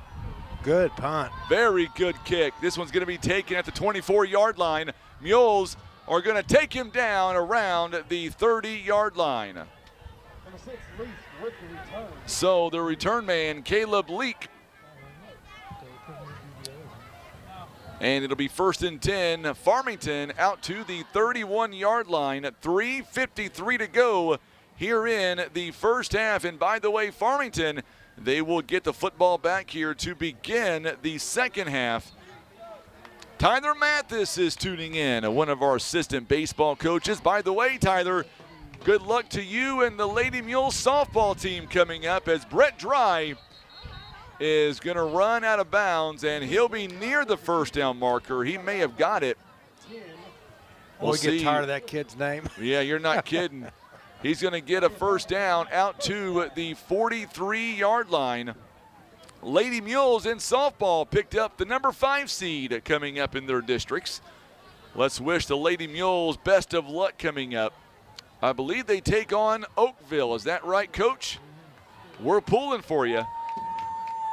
Dry is going to throw it outside. This time he's got a man there. It's going to be end zoner who gets the pass this time. Long pass for very little gain. First completed pass of the ball game, and no gain on the play. You're rewarded with no yardage. That ball's in the air a long time for a half a yard. You may collect $200. Do not pass go. Do not pass go. Go directly to jail. 3:18 to go here in the first half. Second down and 10. Mules defense would love to have a big stop here. Get the ball back, try to score. Brett Dry, he's going to pitch it outside, and he'll be near the first down marker. Boy, they run that so well. Oh, yeah, that's like a triple option there. Hunter Hastings is going to get it into Mules territory, and he is going to be just shy of first down yardage. It's hard I don't know what to call that, Frankie. I'm not savvy enough, but I would call that a triple option, and it's really hard to defend that when they run it well. Rebecca says they need a touchdown. Mules need a touchdown, that is. Third down coming up. They're going to have 2 downs to get it. They've got it there. Believe Kaysen McLean. 35, Zip Jackson at second quarter. Squeaking it out. David Carroll is tuning in. Glad to have you alongside, David. It is a first down all the way to the 45 of the Mules. Play clock continues to run, 2:26. Boy, a big crowd here tonight on the Mules side and on Farmington side. It's homecoming. Mules would love to mess up their homecoming. I wouldn't mind it myself. You're just a party pooper, Frankie. Mules, they went off sides, but were they 21. Drawn off? Yes, they were. A false start, baby. 21 was way across the line. Yeah, we got a good group of kids came up for this tonight, Frankie. A lot of them dressed up. See Dylan Bratcher down there, some sort of alien baby deal. First down and 15. Something else going on. By the way, am I allowed to send out my own happy birthday? You are, Frankie. Don't tell me it's your birthday. It's not my birthday, but I know he's not listening. He's playing basketball right now. But my youngest son, Chance, is turning the big 13 on Monday. Oh, Frankie. So happy birthday to my son, Chance. Happy birthday, Chance. McLean is going to get the run. He's got a big gap. He's got one man to beat. Soto puts him on the turf, but what a run. Good work by Soto stopping him. He was gone. It would have been a touchdown all the way to the 21-yard line. Big gain, a 29 pickup. It's all downhill after 13, Frankie. Well, you know, teenager. The truth is, I think he thinks he's ready for society at age 12 and 3/4. Let me tell you. First down and 10 for the Knights. It's going to be a run play by Brett Dry this time. Logan Height, also Avery Persons in on the tackle as well. Clock continues to run here. 1:23 and counting. They're in no hurry. They're inside the red zone. Got it to about the 18-yard line. Boy, if the Mules can prevent a stop right now, that'll be huge. That's frustrating when they do that. Fake the handoff. 7-7 the score, 1:07. Farmington literally in no hurry. Not even 8 o'clock yet. We're about to hit halftime. Another fake handoff. It's going to be Brett Dry. Brett Dry is going to stay in bounds. And he'll have a first down, but that doesn't really matter right now, to the 6-yard line. Bottom line, the Mules, they've got to get a stop. Same play, exact same play. They've probably run it 5 times on this drive. 5:52 seconds in counting, and the amazing thing is Farmington, they've got all 3 timeouts. We may use one here. I believe they're going to use a timeout. So Farmington is going to take a timeout. As Farmington will take a timeout, we'll step away for 30 seconds. Don't go anywhere. First and goal. We're back in 30 seconds on the Southeast Sign and Graphics Mules Radio Network.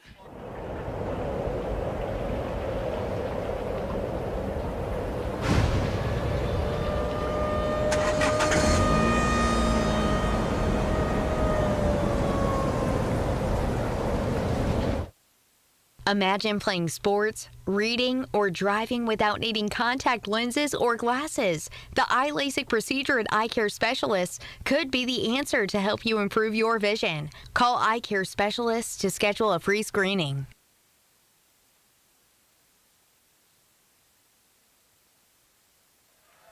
Big goal stance coming up here. A timeout called by the Knights. John Scott was telling me during the timeout, if the Mules D can hold him, he'll be singing his rendition of Tay-Tay coming up at halftime. I'm warming up, Frankie. Oh, Taylor Swift and company. Going to be a handoff to McLean, and McLean will get his way in for the score. Bummer. He faked me out. I was watching the court. So McLean and Farmington, they now are on the board, and they lead by 6. It is 13-7. 43 seconds left here in the first half. So in zoner coming in for the extra point, Tatum Tinsley was lined up at quarterback that time. It was a Wildcat formation. Tinsley the holder. Here comes the kick. It's on the way. It's up, and you betcha. And now it is a 14-7 ball game. And this one's very important now with 43 seconds here, John, before halftime. If you're the Mules, you've got all 3 timeouts. What do you do in this situation? Do you try to maybe get some good yardage here on first down, depending on where the spot is, obviously? But do you try to be aggressive or take a knee going into halftime down by 7? Oh, by the way, Farmington gets the ball back in the third quarter. Yeah, you got your timeouts. I think you take it, maybe take a shot, or you at least see what you get on that first couple of plays. If it doesn't go well, then take a knee and ride it out. But you know, it would take a little bit. But hey, it's 40-something seconds. We need it. Might as well take a couple of shots, see where we get. Already here in the first half, Jay Edmondson so far in the ball game, 11 carries, 86 yards. Logan Height, 7 carries, 47 yards. It's not going to be the ground game, the final 43 seconds. It'll be through the air. So far tonight, Romeo Wantor, he had 10 catches last week for 166. He's got 2 catches so far tonight for just 28 yards. Yeah, we got a lot of rushing yards for 7 points, you know, stats. So now Zoner going to kick it off, back to return deep for the Mules. And this one's going to be a shorter kickoff. They've got to get it and fall on it. And oh my goodness, man. It may have came back into the Farmington players. Oof. No, they're saying Mules ball. There we go. One of the officials runs in quickly. Good job by Jay Soto. I thought that was going to be a Farmington ball. It was close. I thought it really just got close. right big into his chest. It'll be 1st and 10 on the 26-yard line. Whew, it was Mules, a perfect kick. Perfect right in between those two guys, and they didn't really know which one was going to get it. It bounced funny. And boy, that's a disaster right there. Maybe that's a sign they should take a knee, Frankie. 43 seconds, all that remains. Logan Height will line up as well. John Francis is tuning in. We'll get to all your comments coming up at halftime. Jay Edmondson, we're going to be aggressive. Darius Graham connects it. Larry Hillis Dodge, first down. Mules have 2 timeouts. That is a 14-yard pickup. I like the way they call the plays now, you know. Jay didn't have to run over the sideline. 37 seconds. The clock starts to run now. Edmondson going to go to the sideline. Yes, sir. Get out of bounds. I don't think he did. Darius Graham is not going to get out of bounds, but a timeout's going to be called for the Mules, I believe. Darius is not 100%. You know, you can tell, but, man, you got to give the kid credit and all the guts in the world for getting out here. It's an ankle injury, fighting through it. And he picked up 8 yards on that first down play. A timeout called, presented by First Choice Insurance. And the Mules will have 2 timeouts left. following that pass play. And you kind of give yourself a little bit of options here. 2nd down and 2, 28 seconds left in the first half. You still got 2 timeouts. Yeah, no, we've moved the ball well right here. Got to pick up some yards, get down, get some points here. Yeah, Darius, he was trying to get out of bounds. He doesn't have his wheels tonight. But it was an excellent catch. Make sure and hit that share button for us. Last week we hit the triple-digit mark. We are sitting in the 30s right now. With your help, we'll get there again. We're going to give away that gift card, as you see up on Facebook and YouTube. That's coming up at halftime. Make sure, give us your answers. A lot of right answers are being guessed. 2nd down and 2, Edmondson. Mules have 2 timeouts. Still getting out of trouble. He's got a man overthrows it. Darius Graham along the outside. Good effort. Boy, I tell you what, hats off to Jay Edmondson. Able to scramble. Good effort. Try to hit Darius Graham inside the Baldwin Toyota red zone. 3rd down and 2. 20 seconds. Still have 2 timeouts. Earthquake here. I feel like the whole press box is going to collapse. It's a palatial press box, but it's moving. I feel like that's an earthquake. No, that was Jay. He had a choice to make. He could run and pick up some yards or take the shot downfield. I like the shot downfield. I do too. All right, 3rd down and 2 now. 20 seconds. Play clock inside 7. Edmondson still have 2 timeouts. Going to try to work the out-of-bounds line. Logan Height, and he has enough for a 1st down. The clock should stop. It is a Larry Hillis Dodge 1st down right at the 50-yard line. Got 2 yards, or made that 49-yard line, rather, of Farmington. The clock has started. 10 seconds. Edmondson, he's going to go down the sideline. Some miscommunication between him and Romeo Wantor. And Romeo was open. 2nd down and 10 at 7 seconds. You still got 2 timeouts, but now you got to start thinking about going toward the end zone. Yeah, you got to air something out here. Just don't want any kind of goofy turnover, any kind of scoop and score or a pick 6. Throw it down the field, take your shot.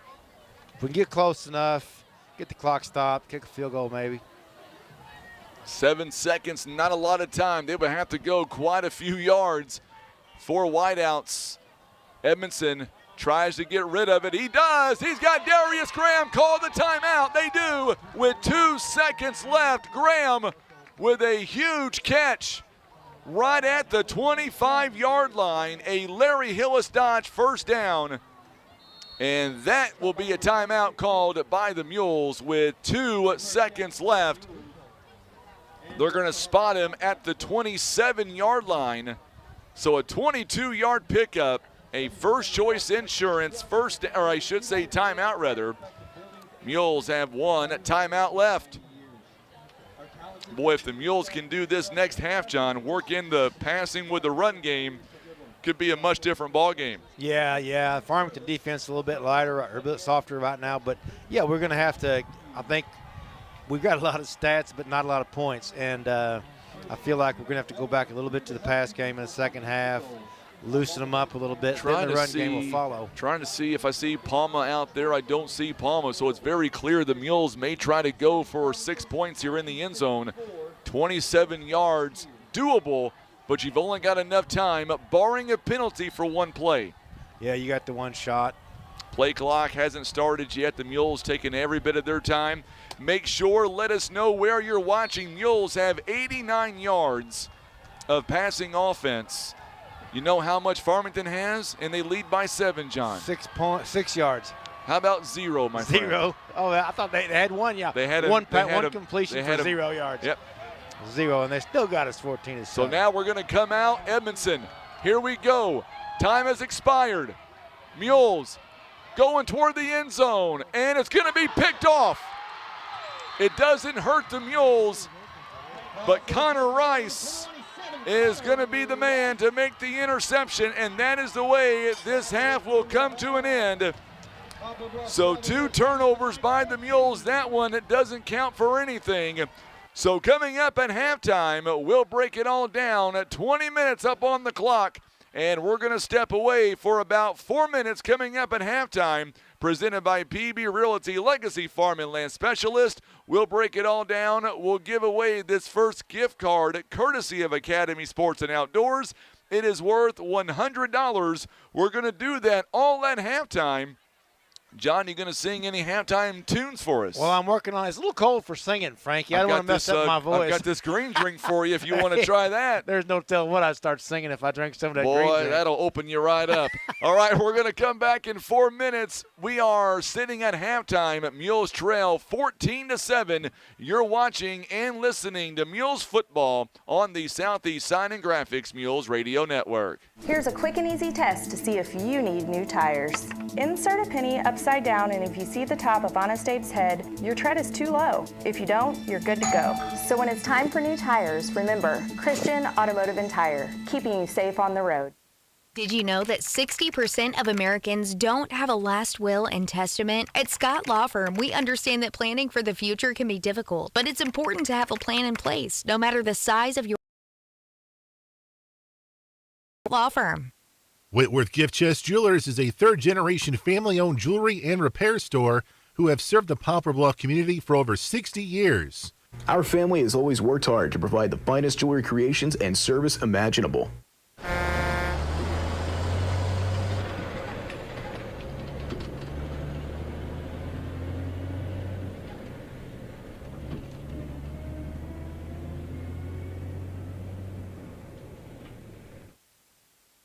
Patriot Auto Glass offers chip repair or glass replacement. They provide fast quality service done by experienced technicians. Ask about our veteran and first responder discounts. Call Patriot Auto Glass today at 573-840-5027. And remember, Patriot Auto Glass will come to you.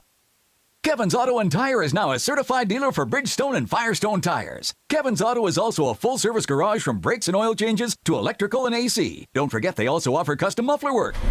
It's Kevin's Auto and Tire, located on Cravens Road in Poplar Bluff. School is in session, and your friends at Larry Hillis would like to take a moment to remind motorists to look out for school buses when making their commutes. Remember to stop when the bus has flashing red lights and extends its stop sign. And do not pass until the flashing lights and warning signals are turned off. Also, never pass on the right side of the bus where children enter or exit. Let's make school bus safety a priority. At Larry Hillis, we love our mules.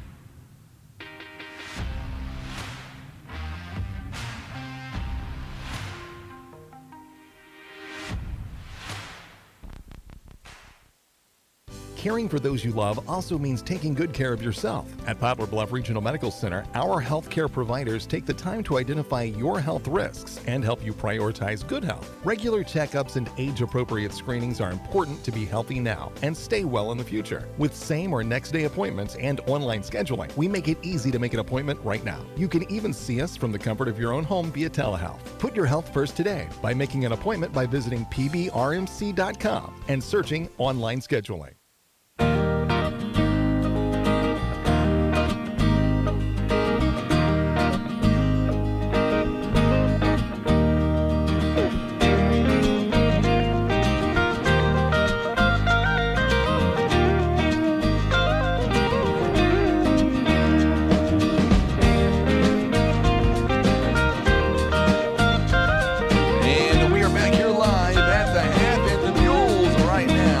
Themselves down by 7 points. It is 14-7. Let's go ahead, and before we get in to the actual part of this game, as Farmington right now, they're doing their homecoming festivities right now at halftime. Let's go ahead. Let's kind of break it all down. Before we get into the numbers, I want to go over a couple of stats here. Number one, the Mules right now, they have total yardage 234 to Farmington 151. But here's the kicker, John. They've got a 7-point lead. They've got no passing yards. All their yardage has been on the ground, 19 carries. they are averaging 8 yards a play. Oh, yeah, they had 2 drives, or 2 scoring drives. They just ran the same play, this side, that side, same exact play, and we could not stop it. And I don't blame them. You know, you run something, you get 8 yards every time, just keep doing it. So we're going to have to make some adjustments at halftime and figure out a way to get some of those 3 and outs. You know, we got that early. Not sure what that was. I don't know if there were adjustments made or if Farmington just got a little bit loose on us there. But they run that little, what I call a triple option, fake the handoff, and then go out and then run a traditional option. And we just have not been able to stop that on those 2 different possessions. So we're going to have to do that, and we need to capitalize when we get the ball. You know, we had a couple of really nice, or we had at least one good interception that really put us in good field position, and we weren't able to capitalize on that. And so we've got some good stats. We got good rush yards. We got good stuff happening, but we're just not putting points on the board. Absolutely. We'll go over our scoring drives. Now it is the halftime presented by PB Realty Legacy Farm and Land Specialist. And John was telling me before we get to our stats, John was telling me tomorrow, a big announcement. Go LSU, is that what you said? Anyways, Edmondson on a 1-yard carry into the end zone with 11 seconds to go in the first quarter. Mules lead at 7-0, and then literally 2 minutes later, Brett Dry, 16-yard run by Farmington. They tie it up 7-7 right before halftime. 43 seconds left. McLean goes 6 yards for the touchdown run, 14-7. That is your scoring in the first half. Farmington got no points in that first quarter, 14 in the second. Mules at 7 points in the first quarter, none in that second. The Mules so far, 234 of total yardage. Farmington 151. Mules are doing a great job, a phenomenal ground game so far. They've got 24 carries for 6.1 yards so far, 146 on the ground. 88 yards through the air. Edmondson 9 of 17 so far with 88 passing yards. Does have an interception. That interception, it does count for a turnover, but in reality didn't hurt us at all. On the other end, Brett Dry 1 of 4 for no passing yards so far. They also have an interception on them as well. Here's the kicker. Mules right now almost 2-1 in time of possession. 15 minutes and 27 seconds. Meanwhile, Farmington 8 minutes, 33 seconds so far. The Mules have been penalized 1 time for pass interference, a 15-yarder. Farmington just 2 penalties for 15 yards so far. Mules are 4 out of 7 on third down conversions, 1 of 2 on fourth down. Farmington 1 for 3 on third down conversions, and they have not had a fourth down conversion as of yet. Looking at the numbers right now on the ground, Casey McLean, he's got 7 carries, 58 yards, 1 touchdown. He is averaging about 8 yards a carry. His longest run, 29 yards. Brett Dry, he's got 8 carries, 56 yards. He also has a touchdown. His longest is 16 yards. He is averaging about 8 yards a carry as well. And then from there, Gabe Giuliani, 2 carries, 15 yards. Connor Rice has 1 carry, 13 yards. And Hunter Hastings, he's got 1 carry for 9 yards. No receiver as of yet to get positive yardage on the receiving end for the Knights. Looking at the Mules on the offensive side, Jay Edmondson, he is 9 of 17 so far, 88 yards. Does have the 1 interception, no touchdowns. Through the air, Darius Graham, 5 catches, 59 yards. Romeo Wantor, just 2 catches, 28 yards. Logan Height, he's got 1 catch for 2 yards. Dylan Hall, 1 catch for -1. On the passing game, got to get Romeo Wantor involved more. Just 2 catches so far. But the ground game has been something for the Mules. That Jay Edmondson, 11 carries, 86 yards. Logan Height has 7 carries, 47 yards. By the way, Edmondson does have a touchdown run tonight. Colin McBride, 1 carry, 2 yards. And Jay Soto, he's got 5 carries, 11 yards so far. That is your first half numbers. And, John, what do you like so far about what you have seen so far for the Mules? I would say kind of surprised the passing game isn't quite what it was last week, but I'm very happy our run game has really blossomed over the last half of last game and then so far the first half this game? Yeah, I like the game plan. You know, it started off very well. We moved the ball well. We had some nice runs. Jay has really scrambled well. He's held on to the ball, and we picked up some big plays, and we moved the ball a lot, got good rushing. I mean, this is a great game, but unfortunately it hasn't translated into points, and we really, really, really needed to score that first drive that we had and then the one after the turnover down here. So we're going to have to be able to capitalize and get some points on the board. I like that with the Mules. I mean, this is a real slugfest battle in the trenches kind of game, kind of a punch in the mouth kind of a game, and we can do that, but we're a little bit more of a nuanced, a little bit more of a flashier team when it comes to moving the ball, and I like there toward the end of the half we had to air it out a little bit, and clearly Darius isn't 100%, and I hope that he can avoid any further injury tonight. But we've got weapons. I like to get West in the game out there, catch a few passes, such a tall kid. But, yeah, I let Jay do what Jay does. He's obviously scrambling well and running well tonight, but we're going to have to air the ball out, get a little bit of that razzle-dazzle or whatever you call it, Frankie, and score a couple of touchdowns here. And then on the defensive side, we had some really good stops, 2 or 3 really good stops.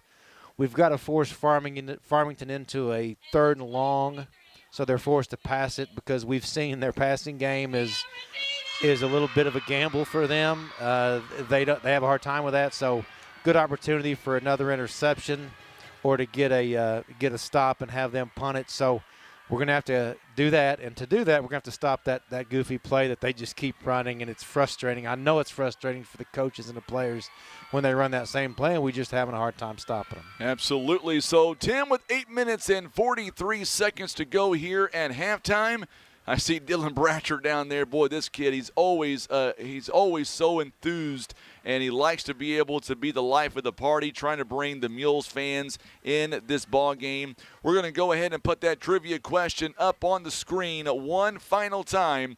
I'll read it to you real quick because we're going to get you a bonus question this half as well. It's a very special question. John has that coming up in just a moment. In the meantime, the last time the Mules played here in Farmington in 2021, we lost in heartbreaking fashion. How many points did Farmington score in the final 6 minutes of the football game? Was it 7, 14, 17, or 21? That's what I want to know here right now. We're going to get to our actual answer, and we'll pick a winner coming up in just a moment. In the meantime, we want to talk about what's going on tomorrow. 2 big games going on tomorrow, and I kind of want to know what you think about it when it comes to college football. First and foremost, are we going to go for Oklahoma? They are the number 12 team in the nation. Are we going to go for number 3, Texas? That'll be at 11 o'clock our time. Another big matchup. You've got 23 LSU against Mizzou Tigers. That'll be at 11 o'clock our time as well. That game, by the way, will be a nationally televised game. That's number 21, Missouri. That's what I said, wasn't it? Oh, I didn't hear the 21. I did say number 21. I heard the 23. LSU. I did say number 21. It doesn't happen that often, Frank. You got to say it. So are we going for – I mean, I'm confused. You're wearing purple, so I'm assuming you're going for LSU. Hey, it's a psych out, Frankie. I'm going reverse psychology on that. Well, I'm going to ask our fans who they're going to go for tomorrow, or I should say not who they're going to go for. We all know Mizzou, but who's going to win that football game, LSU or Mizzou? And then if Cindy Lou is listening right now, she's going to say Texas all over Oklahoma, although I'm not so sure. I think Oklahoma, they might possibly be on the upset alert over Texas tomorrow in the Lone Star State. That's true, Frankie. However, the real story is we don't care about Texas or Oklahoma. Next year we will, when they'll be in the SEC, and we'll have to start playing them a little bit more. But that'll be a big game, Frankie. It's good to see Texas coming back. They had a lot of years where they were down, and they're coming back, and they're looking tough. We would talk about Major League Baseball playoffs, but honestly, I don't care anymore. My team is sitting at home on the they're on vacation in Chicago. They decided to pack it up a week early. Hey, it's over, Frankie. I got one thing, Frankie, if you'll indulge me. This is neat. You'll like this. So I got a text from my friend Tanya Carter, and I want to give a very special 100th birthday. Ooh, 100th birthday. Happy birthday to Viola Kreitz of Elsinore. Viola Kreitz. And she lives in the same house that she was born in 100 years ago, Frankie, in Elsinore. That is awesome. I'm sure Elsinore has changed a little bit in 100 years. So happy birthday, Ms. Kreitz, 100. And you're just getting there. You got about 50 to go. Right? Right, Frankie? No, I'm looking at Dylan Bratcher. Yeah. He's trying to get on camera. Timmy got to get that on camera. He's doing jumping jacks. I'm not sure if that's the Brett the Hitman Hart sunglasses or what that is. I'll give that kid credit. He comes up with something great. Interesting every time. I'll give him that. Yeah. So the 100th birthday again was who again? Viola Kreitz of Elsinore. Viola Kreitz. So happy birthday, Miss Viola. 100 years young and lives in the same house. Yes, that is same awesome. house she was born in. That's Tanya Carter's great aunt. That is awesome. 14-7. By the way, you talk about barn burners here. It is 14-7 right now, Farmington. Are you ready for this barn burner going on? Jackson right now, they are just at halftime. They are over Confluence Prep, but it is a back-and-forth battle. Right now, Jackson going in at halftime. They lead by 7 touchdowns, 49-zip. It's a squeaker. We call that a squeaker, We right, call Frankie? that a barn burner is what we call that. I mean, come on. They're going to run up against somebody eventually. Who's it going to be? Could that be? Lee Summit eventually? That's going to be the other team? team? Could that 49-0 score be tomorrow LSU over Mizzou? Hey, Frankie, I'll tell you what. Let's talk about this, Frankie. Okay. Any long-suffering, long-time Mizzou fan knows they find a way to ruin you. They find a way to break your spirit. They find a way to grab your heart and stomp it and run it through a blender. But I will tell you this, Frankie.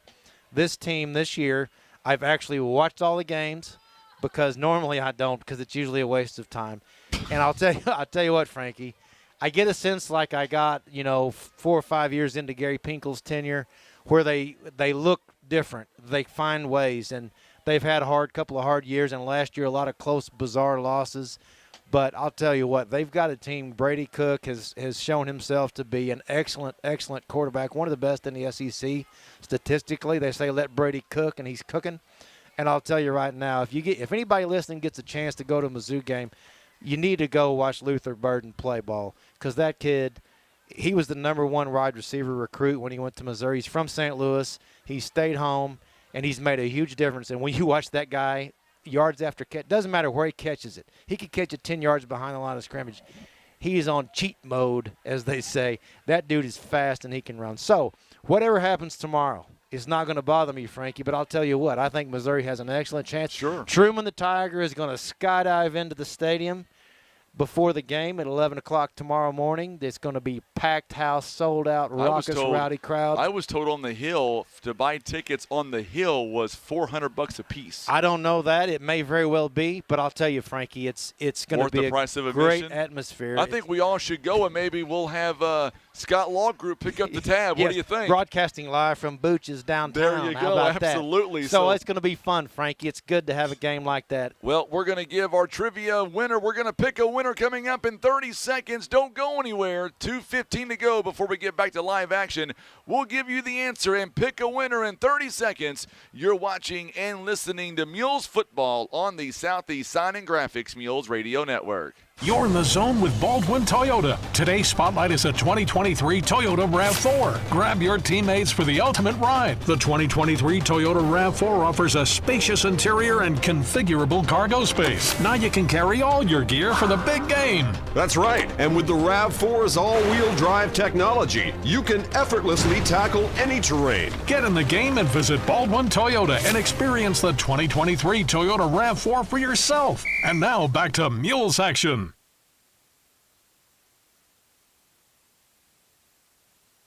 All right, so we are back here at the half, being brought to you by our good friends at PB Realty Legacy Farm and Land Specialist. Ed is ready for the second half. He says, let's go Mules from Jeff City. Tom Cash says, let's start out strong in the second half. And let's talk about our trivia question one last time before we get into the answer. The question was, the last time we played here back in 2021, we lost in heartbreaking fashion. I'll give you a hint. There was 6 seconds on the clock when that happened. How many points did Farmington score in the final 6 minutes of the football game? Was it 7, 14, 21, or I'm sorry, 7, 14, 17, or was it 21? All right, you want to give us the answer, Johnny boy? I will give you the answer, Frankie. That is D21. D21 is the answer, and I messed up, Tim. My apologies. I think on the screen you're going to say A21. It's actually D. My bad. I typed the wrong letter in when I gave him the answer. Hey, the alphabet's tough, Frankie. The answer is the D21. In that quarter, they scored 2 rushing touchdowns and 1 receiving touchdown in the final 5 minutes and 54 seconds. Answer is D, not A. My bad. That's on me. 21 points was the correct answer, and John picked a winner. And, John, who did you select here tonight, my friend, for Freddie, that 100 gift card? Katie Caudell. Katie Caudell is the winner on that $100 gift card. We will contact you following our broadcast tonight. More than likely, it'll be on Monday of next week. And we're going to get you a bonus question right now. And I'm going to turn this one over to John for just a moment because this one's near and dear to him. And I think before you even give the question, I think this person that we're talking about, I think sometimes we don't talk enough about this person, and this person does a phenomenal job at Poplar Bluff. With that being said, John, we'll turn it over to you. Absolutely, Frankie. Some interesting things you learn about people, and I've learned listening to you guys do your questions. It's interesting to try to come up with something. So I'm going to ask this question. There's no prize other than bragging rights. Well, for you know what? eternity. I'm going to try to find something. We'll I'm going to give try to you figure out something. Frankie's used green drink bottle. No way. That's going on the frame. Oh, you keep using that same bottle every week. Okay, here we go. Everybody's listening. What current Poplar Bluff head coach is a member of the Central Methodist University Hall of Fame? Ooh. And there's all kinds of reasons for that, but I'll read it again. What current PB head coach is a member of the Central Methodist University Hall of Fame? Not an easy thing. Any Hall of Fame is hard to get into, except for maybe the Goofball Hall of Fame, which I've been working on my whole life. I can't quite get there. So but it's an interesting thing, Frankie. You're not going to give us any hints. You're a baller. I'm just leaving it out there. I mean, you're going to leave it out should there. Know this. Okay. This is a big thing, actually. It really is. So this is a current coach. A current coach. Okay. And can you tell me what school they coach at? Is that okay? And they coach at the high school. At the high school. Yes, so that kind of narrows it down a little bit. That narrows it down. And I could say, you want to give another hint, Frankie? Sure, give me another Multiple hint. Sports. More than one sports. Okay, I think I've got an idea. That narrows it down. Is it male or female? No, I'm kidding. Don't give us away because that'll give the answer away. That's offensive. You can't say that, Frank. I sure can say that. This is my show. This is my show. All right, so we're getting ready for live action. 45 seconds to go. We've got a lot going on here. Jackson in a barn burner up north. They are taking care of business as always. Kent Keith is down there on the track. Does a great job for the Mules athletic programs. We've got our first trivia question, Katie Caudell. She knew the right answer of 21 points. The second question is going to be a little bit tougher. We always try to save our toughest questions for the second half. And our second half trivia question coming up, I want to know how many gray hairs that John Scott has. No, I'm kidding. That's not a question. It should be. Frankie, I got no hairs, Frankie. What are you talking about? Ooh, Greg Deacon. I like that answer there. We'll give you the answer here in a little while before we do our second half trivia. So, John, real quick, read that trivia question again before we get started second half. All right, it's always different because I wrote down in the scribble I can't read. What current Poplar Bluff head coach is a member of the Central Methodist University Hall of Fame? And we can tell you that this coach coaches at the high school, and it's multiple sports. Dare I say a Hall of Famer? Hall of Famer, no doubt. Hall of Famer coach. Ooh, Julie Sisney with a good guess. Uh-huh. So, we will give you the answer to that question coming up here in just a few moments. I will tell you this coach, at least in my opinion, we should be talking more about this coach all the time. Some people, build things, and some people tear things down, and some people are doers, and this particular coach is a doer and builds things up and you know, spent a little time looking at some other potential trivia stuff, and it's intriguing. You know, you kind of get lost in life and you forget some of the accomplishments that people have. Oh, the ball fell off the tee. The wind blowing here tonight in Farmington. Tell you what, I appreciate Chad Mills, the AD, giving us a private booth here tonight. Tim and I both have a door and a private booth, and we're in the warm. I like that. Hey, I'm not complaining. It's an interesting booth. Good kickoff. This one stay in bounds. It's going to stay in bounds. It's picked up. Oh, what a good job by the Knights of Farmington. They're going to get it back to about the 30-yard line. Good job by Parker Brooks.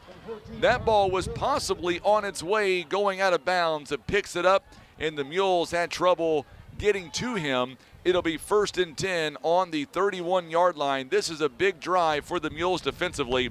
Don't want to go down by more than one score.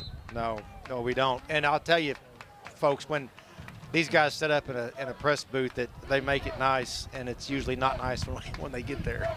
Yeah, no doubt. 1st and 10 now. Here we go. New quarterback under center.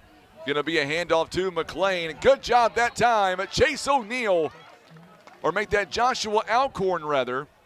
Also Logan Height, Jay Soto. Now that's how you do it on 1st down.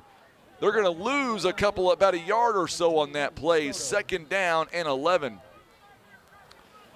A lot of folks liking your trivia question. A lot of folks, some of them are already getting the right answer. I hope the coach, this particular coach, is watching here tonight. 2nd down coming up here. New quarterback in. There's the option outside to Connor Rice, and Rice has a big gain, and he's got a man to beat, and he'll be taken out of bounds. I don't see any flags in the backfield. Boy, Connor Rice, after a big stop on 1st down, he will take this all the way to the Mules side to about the 25-yard line. That was a huge run, and Farmington is off to the races already, 45 yards on 2nd down and 11. Miss Dobbs says, froze out, went to the car to warm up. Glad you're tuning in, Miss Dobbs. The Mules defense now needs a big stop here. Just outside the red zone, there's the option again at Giuliani. He'll be taken down by Logan Height, and he's going to get to about the 20-yard line. There's a flag on the play. Several flags on the play. Looks like this one's going to come back. Maybe going to be a hold against the Knights. Call on the field, holding against the Knights. Yes, it is. It'll be a hold against the Knights. It's a shame we didn't get that hold the play before. Yeah, you know. I would have liked to have had that one. You just hate to see that big play like that. But, hey, you know, good stop, because that guy was almost gone. And we've had a couple of big plays that we've been able to at least get him Well, stopped. that was Lincoln Warren who made that stop, by the way, a moment ago. Tony Stoner, happy birthday to Miss Dobbs. Glad to have her alongside tonight. Camille Vaughn with a great guess. We're going to give the answer here momentarily. Good job there by the Mules. Number 10, Tatum Tinsley. Tinsley ran the football this time. Avery Persons. Tell you what, a lot of folks starting to get the right answer to your trivia question. It was an easy. I don't think it was easy, but I think it's well deserved to be talking about. Central Methodist up at Fayette, Missouri, close to Columbia, close to Mizzou. We used to go up there every now and then and had a big paintball thing. I used to do a paintball back in the day, Frankie, believe it or not. We used to go up to Fayette and play paintball. So we're going to give, there's a quick pass outside. Good job that time by the Mules, and they're not letting him get much. Boy, good job. That was a Parker Brooks. Pass complete to number 14, Parker Brooks. So Brooks with the completion. Good job by the Mules by number 29, Caleb Cobb. Also Spencer, that may have been Spencer Nunn, actually. Yeah, he had his jersey all wrinkled up on me. Integral part of the defense. Good to see him back on the field. Absolutely. We go up there and play paintball. It was one of those college kid deals, you know, get a bus and a bunch of people and he didn't have a much. party and play paintball, and that was a lot. It was interesting. 3rd down and about 16 to go. So after this drive, hopefully the Mules, we got a flag. That's got to be a false start. Got to be, no, it may. Good job there by the Offsides, Mules. I don't know. We're going to find out here. Good job by the Mules. Ben Godwin call Tinsley going to be against Farmington. Yeah. Illegal formation. Yeah. Go ahead and give us that answer. Give us the question one more time and give us the answer, my friend. The question, what current Poplar Bluff head coach is a member of the Central Methodist University Hall of Fame, a Hall of Famer from Central Methodist University? And the answer is, as a lot of people have gotten, Coach Beth Lewis. Now, do you know who the first one to get the answer was? I do not know that. Was that Ms. Sisney, perhaps? It was Julie Sisney, yes. But for extra points, can somebody tell me what sports she played at Central Methodist? That's a little bit of a tricky question. That's a tricky question right there. That's I something believe the learned. Mules may have jumped off sides. I think the Mules maybe jumped off. Yes, they did. Yeah, be they 5 yards. So it's third. It was 4th down and 4th and 22. And for those listening in Australia or West Virginia, Coach Lewis is our varsity cross-country, swim, and girls track coach. 3. Not a lot of 3 head varsity coaches in the state. So now a kick, and this one just goes straight up in the air. The Mules just get away from it. Boy, after I'll tell you what, that was close. Oh, Lord, Frank, they're giving me a heart attack. Boy, hats off to the Mules defense first off, because that one could have easily, after that long 45-yard run by Connor Rice, could have easily been 6 points for Farmington, but Lincoln Warren did a great job running him out of bounds, and then the defense stepped up in a big, big way, and now the Mules on this drive, they got their defense off, and now the Mules offense has got to take over and put points on the board. 1st and 10 on the 12-yard line. Yeah, we got to have a nice, long, sustained drive and get some points here, Frank. And now's the time. We got to step it up, find that extra gear, and make it happen. Here we go now, 1st and 10. There's a handoff. This one's going to go up the middle. Not going to get a whole lot of yardage that time. Logan Height is going to be the man to get the ball this time. So they're going to mark him down on the 13-yard line, 2nd down and a long 9. Tell you what, you were talking about Miss Beth Lewis. She does so much for the school district. So glad that we're able to have a trivia question all about her. And Miss Sisney is correct. We need to be talking more about her and what she does. Logan Height is going to get out across the 15 to about the 17-yard line. So a gain of about 4 yards, going to bring up 3rd down and 5.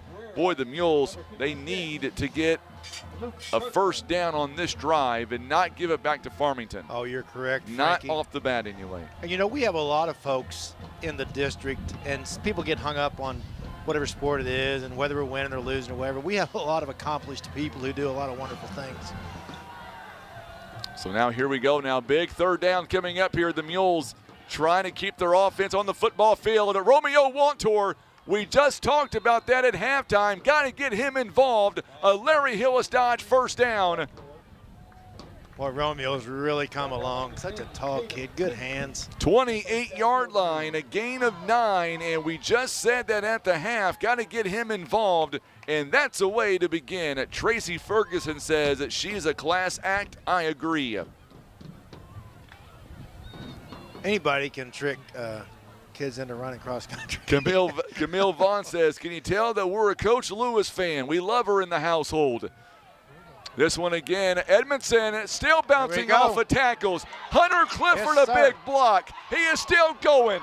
He is inside Farmington territory, but hold up a second. Let's go back to Hunter Clifford. A big block on his part allowed that play to develop, and Jay Edmondson took advantage of it. Oh, yeah, Jay really, he used one of the referees a little bit for a little block Yes, in he there. did. But it sure enough worked, and, man, he gets over here on the sideline, and they think he's going to go out of bounds, and he does not. Picked up an extra 10, 15 yards after he was really done. And that's a 33-yard pickup. That is an amazing play. Hunter Clifford did a lot of the legwork on that one. Edmondson, with his legs and his speed, did the rest. No, he's going to fake it himself and keep it. This kid, he is so athletic, and he's going to get inside the 35-yard line all the way down to about the 33. So a gain of nearly 6 yards. Yeah, and you see that. Somebody steps up and makes a couple of big plays, and you see the rest of the guys, the little momentum. You see a little pep in the step. Amy Robinson, thank you so much. David Johnson from the Mules Chain Gang is celebrating a birthday today. So happy birthday, David. See, what is it? It's October, so -9. That's must have been a snowy week in January. So there we go. Romeo Wantor, nice pass by Edmondson. He'll be inside the Baldwin Toyota red zone. Another first down for the Mules. And we just said this at halftime. Romeo Wantor is going to be the key in my mind. Get him going. He gets this one 14 yards to the 19-yard line. Another first down. Boy, the Mules, this drive is so critical. Let's hear you, folks, on where you're tuning in. We've got our second half trivia coming up, 6-minute mark to go here in the third. Mules have got to punch this one in. Logan Height gets the rock, and he is still on his feet. He'll get down. We got a Farmington player down, too. We got 2 down. Tough play right there. More importantly, he was hard. Took a little bit to get up. Damian Cabrera, he does get up. Logan Height, he's going to get to about the 15-yard line. Got our number 70 gimping a little bit. 16-yard line, second down and 7. That's one of those plays where like 5 people are seeing stars. You're not kidding. That one, there was bodies everywhere that fell. I'm not sure what I was looking at for a minute. Make sure and hit that share button for us. We're at 46 right now. We're going to get a whistle here, maybe a timeout here. It is going to be a timeout called by the Farmington Knights. It is their first timeout of the second half, being brought to you by First Choice Insurance. So let's give away this second gift card worth $100. What do you say, Tim? Here we go. When was the last season in which the Mules won a district title? Remember, back then it was different. It wasn't like it is today. So when was the last season in which the Mules won a district title? Was it 1999? Was it 2000, 2001, or 2002? Any guesses, John? Don't give me a guess. I always have a guess. Well, hopefully. If you don't have a guess, you ain't trying at all. Hopefully you're wrong. I probably am wrong because I have no idea what the right answer, but I'll guess it. So let's see your answers on the video chat. Coming up in the second half, we'll give somebody another gift card worth $100. Ladies and gentlemen, we would like to welcome all of the classes. I had a high school teacher, I can't remember, somebody may remember who this was. I think it was a chemistry teacher. Said if you didn't know the answer, make us use the swag method, which I can't really repeat on the board, but it was it was the swag method to make your guess. Ladies and gentlemen, the Farmington R7 School District would like to thank the following businesses. All right, so here we go. By the way, we had our class reunion last week, and I am happy to say that I still look fairly young for my age. Did you get any tattoos? No Frankie? tattoos. No? I got a piercing, though. We'll discuss that after the air. I got it back in the back of a Denny's. No, I'm kidding. I'm kidding. So now here we go now as Edmondson looking to pass. He flushes outside the pocket, still keeps the ball. He's got a shot. He is going to go all the way to about the 6-yard line. Another Larry Hillis Dodge first down. Jay Edmondson does it again. Yeah, he's getting shifty with that. Little shades of Johnny Mansell on some of those runs. Johnny football. First and goal now on the 6-yard line. Dave Williams is tuning in tonight. Glad to have Dave Williams, one of our first responders for the Poplar Bluff Police Department. Does a phenomenal job. Absolutely. Glad to have him in tonight. First and goal on the 6-yard line. Mules put McBride in motion. He'll carry it, tries to get outside, and he turns negative yardage into positive yardage. That shows you right there, he is maturing as a running back, making very good decisions. He was in the backfield and still was able to turn that into positive yardage. Absolutely he was. He looked around and found a spot to go it. But, Frankie, I was going to say, in response to Dave Williams being an excellent first responder, I've always considered myself to be more of a last responder. When you have to respond. I remember he did a video a while back with his dispatch. I forgot what the reasoning was for. It was a comedy video. It was awesome. Logan Height goes up the middle, gets all the way to about the 1 yard line. Oh, he was close. I thought he was in. Nope, I think he was short. Good call by the officials there. He did have a little better angle, I guess. Logan Height gets 3 yards. You got to punch this one in. 3rd and goal now from the 1. Mules got to punch this one in. Roy Lane, speaking of first responders, our fire department does a phenomenal job on that department. You know, I think Roy retired from the fire department. Yes, he did. He put in a good career. He Roy, did. Good guy and his wife, Teresa. Yep. Great people. Their son, Steven. Mm-hmm. Watch that kid grow up. I believe he told me off of privately that he's going to be auditioning for your job. Oh, yeah. You're in the booth. Here we go. Quarterback keeper goes up the middle, and I'm still waiting for the signal. I don't think he got in. Man, he got close. Boy, he got close. He got close, but no cigar. Well, it's going to be on the 1 yard line. 4th down, 4th and goal. What do you do, Frankie? You got to go for it. I mean, what do you go right down the gut in the middle? I think you run it. I think you get your powerful offensive line to make a space and let Jay Edmondson punch it in. Logan Height's going to line up in the backfield. Tell you what, this one is a big key play for the Mules.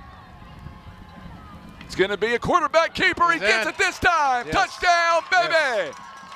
I like that. I like that he found the gap. Wait a minute. What was that? Oh, I called that one. You're right. Yes, I did. Yeah, Edmondson. Got one right. I'm allowed one per season. Here we go. We got a Mules, ball game. Colton Palma now is the extra point away from tying the football game 14-13. Palma now for the extra point. Jay Edmondson, the holder. Here we go, folks. It is on the way. Oh, what a great kick, and we are tied at 14 apiece.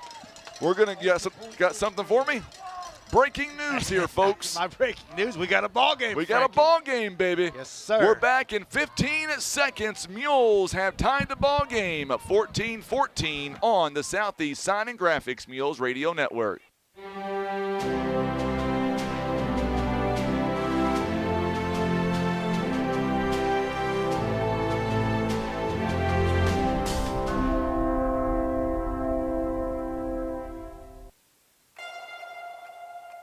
So we are back here, tie ball game at 14-14 apiece, and I know Grandma Jackie is tuning in. Boy, she's happy right now. I bet that. I'm taking Grandma to lunch tomorrow, actually. Oh, nice. Good old Grandma Jackie. You know, I for all the listeners out there, I am convinced that Grandma Jackie exists. Well, I hope so, because I called her last week from the car when we got done. Yes, I wasn't sure, but when I heard the woman on the phone, Frankie's either going really out of his way to prove something that doesn't exist, but no. It's nice to have Grandma Jackie and my second favorite dog in the world, Misty. That's right. Here is the kickoff by Palma, and we've got flags everywhere here. More laundry on the football field. It's going to say, I call her my grandma, but she's more like my mom. Even at 37, or not, I'm not 37 anymore. I want to be 37 again. You feel 37. But even at 39, if I do something wrong, let me tell you, she's the first one to tell me about it. Well, yeah, and you know, Frankie. She's got a rule. It's good to have somebody that will do that, right? When we go out in public, we've got a rule. If somebody comes up to me and they'll talk to me, if I do not introduce her, she will stop the conversation and let me know that I screwed up.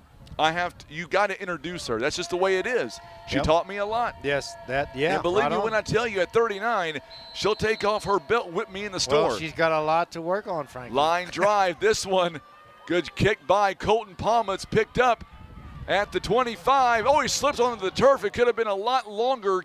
Damian Cabrera. That one could have been disastrous for the Mules, but he slips on the turf. So now the Mules defense, 39-yard line, is where Farmington will take over, going from left, or make that right to left. All right, we'll put that trivia question back on the screen. When was the last season in which the Mules won a district title? 1999, 2000, 2001, or 2002? Here we go now. Another handoff to McLean. Boy, the Mules defense this time all over him. Spencer Nunn out there on the tackle. Also in on the tackle as well for the Mules, Caden Walker. And Bryce Dobbs. Boy, I love seeing Bryce Dobbs out there. He's one of those kids as a sophomore. He is only going to blossom. He's a great catcher, by the way, for the Mules baseball team. Absolutely. You like to see a kid like that coming up, improving, getting better every day. Going to bring up 2nd down and 9 from the 40-yard line. And this one's going to be another keeper.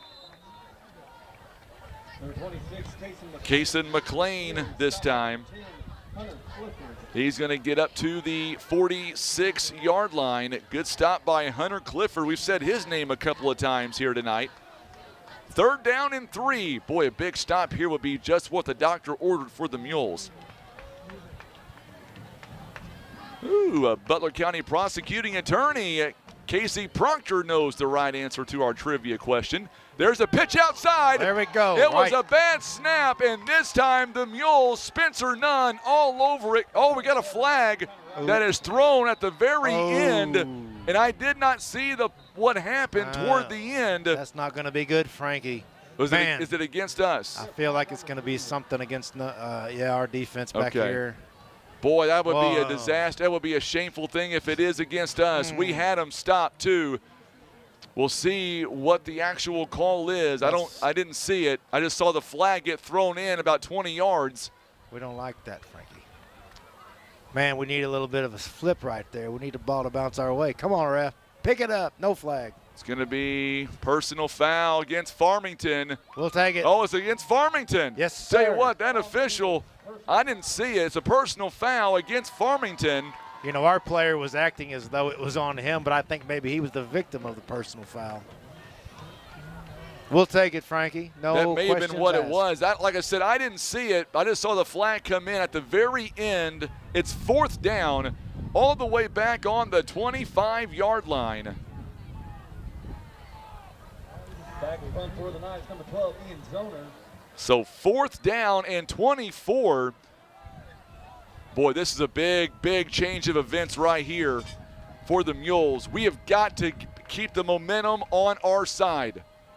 We are tied. Big kick that time by Zoner. Well, they got a good punter. Let it get away. Yeah, just get away from it. Absolutely. I'm okay with that. I'm okay with the Mules letting it go. A good punter. It's a very good kicker all the way back to the 20-yard line. Now the Mules offense. They've got to come out once again. They've got to be methodical. That is the word on my calendar, methodical. Use that in the sentence twice. Yeah, he's got one of those daily word calendars up here. He picks one out, use it a few times. Lisa right? Pfister is tuning in. So Mules fans, let's hear you. Mules football presented by First Midwest Bank, Scott Law Group, LLC, Kevin's Automotive and Repair, PB Realty, Legacy Farm and Land Specialist. Also being brought to you by Russians Towing and Baldwin Toyota. Hey, Frankie, I got a text. A couple of good Mule fans, good sports fans out there. Dr. Donnie Jones and the Honorable Dave Swindle, retired judge from Donovan. He was a great judge. I know his daughter Chelsea. Always call him Uncle Dave. My good friend Brock Little's his uncle. Here we go now. Edmondson now and the Mules up. Nor Laundry on the football field. I think it's a flag anyway.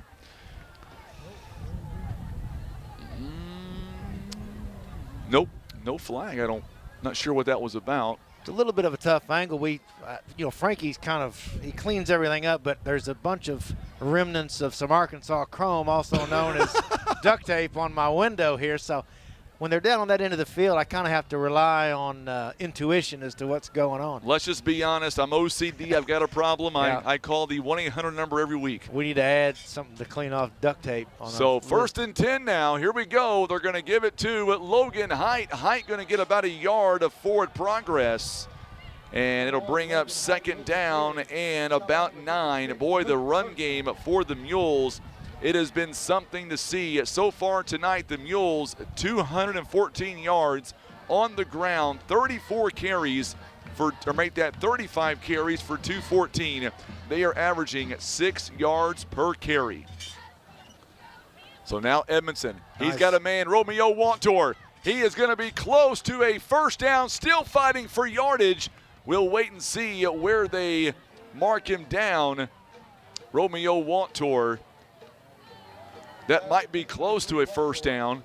It's going to be just shy, it looks like. He'll be just boy, they're going to say he is about 6 inches shy of the first down marker. So it's going to bring up 3rd down and a long one, a short one rather. Tracy Ferguson says, love the run game, and that's going to be the end of the 3rd quarter. Don't go anywhere. We've got ourselves a ball game, folks. Tie score. We're back in 1 minute on the Southeast Sign and Graphics Mules Radio Network.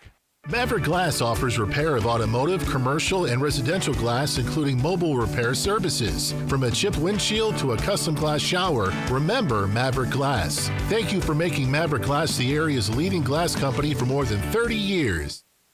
Breathe easier and extend the life of your HVAC system, plus fewer repair bills with Air Solutions Comprehensive Maintenance Plan. You'll save money and get the peace of mind that only comes from calling Air Solutions. 785-1500.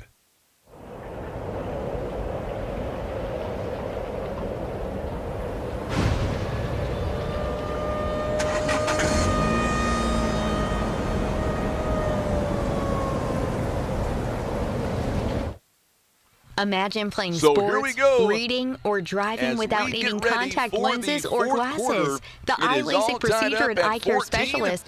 And Johnny boy, we got ourselves a ball game. Oh, yeah, we do, Frankie. I was just thinking this is a real football game right here. It's cold, wind's blowing. It's a slugfest back and forth. Both teams, are playing well, putting up some stats. Not a high-scoring game, given the offensive performance by both teams. But we're in here, tie game, started over, 4th quarter. Let's go. I think I've seen some snowflakes falling. Logan Height, and he buries his way in. Larry Hillis Dodge, 1st down. Boy, that kid is strong. On 3rd down and 1, he winds up getting 2 yards out of it, and that'll be a Larry Hillis Dodge 1st down for the Mules. Now that's a play call right there. Great job by John David Patillo. He is in the other booth to our left.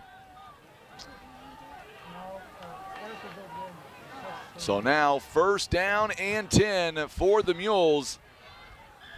Mules coming out with a 4 wide out package. Mason West also in there. Jay Edmondson still on his feet. He turned in once again a negative play for positive yardage. Boy, this kid gets better and better every ball game. He picks up nearly 8 yards on that carry. Yeah, we say it every week, Frankie, but it's true and it bears repeating. Jay's really come along. His poise and his ability to see the field, and I think for him the game has slowed down to where he can turn those negative plays. A year ago, that would have been a negative play right there. He's picking up positive yards every time almost. So now 2nd down and 3, 11:26 to go in the ball game, tie score. And now we've got a catch outside. This one to Romeo Wantor, and he is going to go nowhere. Maybe a yard of forward progress, or maybe not. They may say he's on the 38-yard line still. And boy, that's really close. They're going to say no gain on the play. 3rd down and about 3. 3rd and 3. So a big 3rd down coming up here for the Mules. Mules 60% tonight on 3rd down conversions. 6 out of 10. Edmondson, he's got a man there. Romeo Wantor again, another Larry Hillis Dodge 1st down. He goes up in the air, catches it in the air, but most importantly, Johnny, hangs on to it coming down. Absolutely great catch. Get that 1st down, keep moving, run clock. Run the clock. He stayed in bounds. He'll get out to the 43, a 5-yard pickup. Boy, I tell you what, the Mules, they are methodical.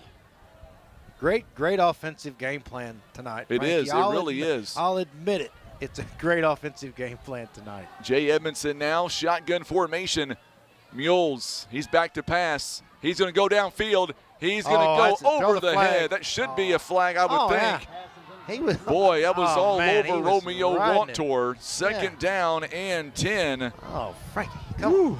You look at the replay, a lot of contact there. They decided not to throw the flag. Kenny Hostler would have called that, Frankie. Jay Edmondson, 17 carries tonight, folks. 148 on the ground. 148.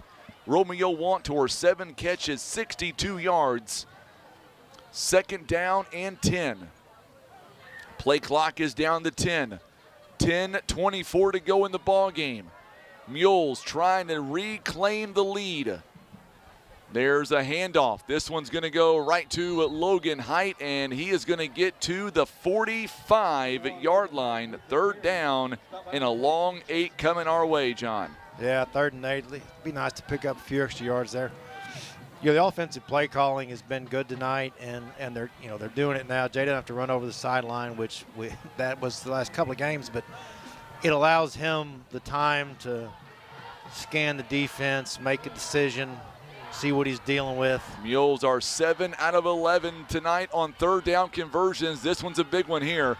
Quick pass. Yes. This one to Darius Graham. Graham is gone. He's got one man to beat. He's gone. He's going to beat it.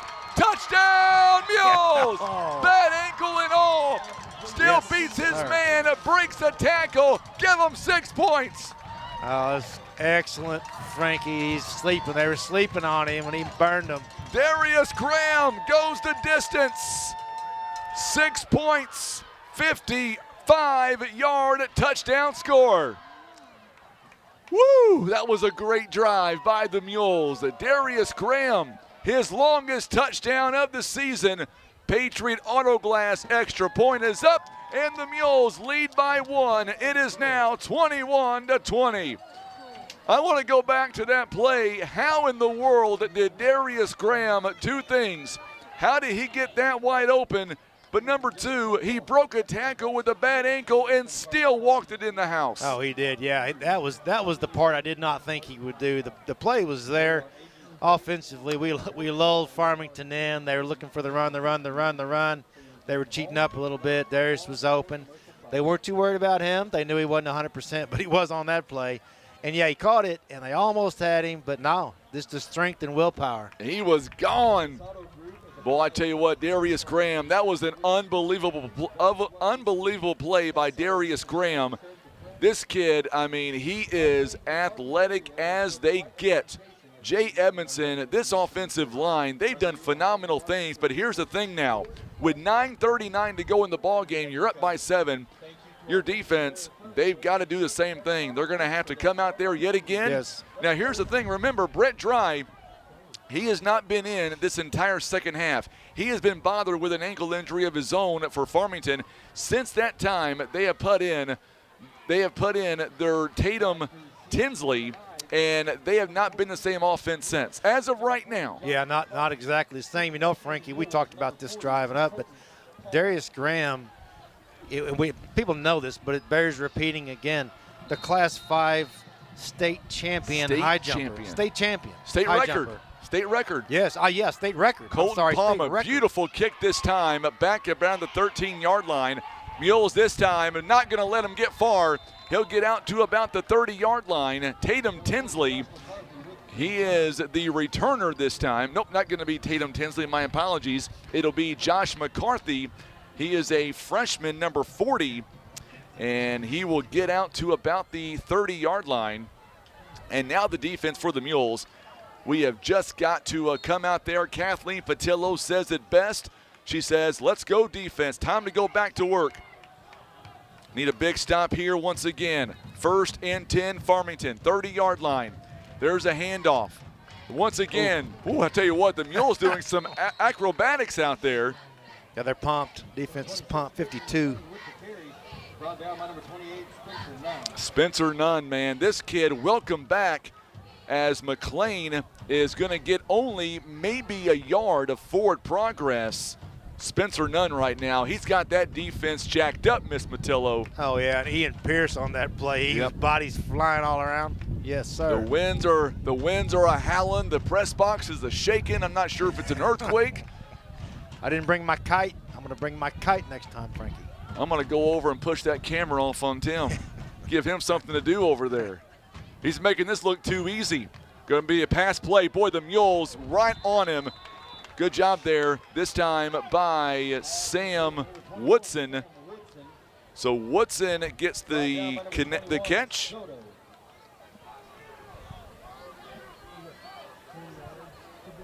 So they're going to mark him down at the 36-yard line. Big 3rd down coming up here, John, for the Knights of Farmington. So far, the Knights on 3rd down, just 1 out of 4. Big play coming up for the Mules. 3rd down and 4 to go. They're going to run the football. Mules defense all over him, not letting him anywhere. Right on. The quarterback could not get through. And is that going to be a 3 and out? They're not going to go for it with this situation. Nope, I wouldn't think so. Tinsley could not get through that defense right now. It is jacked up. Chase Soto, Connor Stevens. Oh, they were all over him. Romeo Wantor involved. Logan Height. Roy Lane says make a big stop, and boy, did they ever. They lost a yard on the play, 4th down and 5, and the Mules are poised to get the football back. Late substitution. Tell you what, back to return deep. Looks like Romeo Wantor standing back at his own 35-yard line. This one's a high kick. I would just get back and don't let it touch you.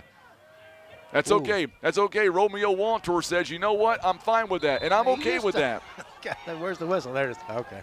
It's going to be Mules ball, 1st and 10 on the, I'm sorry about that, folks, 24-yard line. I believe some of the faithful here for the Farmington Knights, they had to get away from me. The unfaithful decided to move away. They are not happy with our calling of the broadcast. But I will say, Frankie, they were polite fans. They were. You haven't had to admonish anyone for the language on your crowd mic. I've been great. It's been great. 1st and 10 now, 24-yard line. 7:14 to go. You know, Frankie, you talk about records. I see Carson Todd down there, swimmer. Yep. He's got a number of school records. I don't even begin to know which all ones he has, but several. Here we go now. Logan Height with the rock. He's got close to a 1st down. Going to be just shy. He stayed in bounds. That's huge. Once again, Height is going to get down to about the 32-yard line. What do we got? 7-13. 8-yard gain on the play. What a run. 2nd down and 2. The clock continues to run. 7 minutes. Let's grind it, Frankie. Farmington, by the way, 2 timeouts. Mules have 3 timeouts. Just keep running that football, taking time off that clock. That's all that matters right now.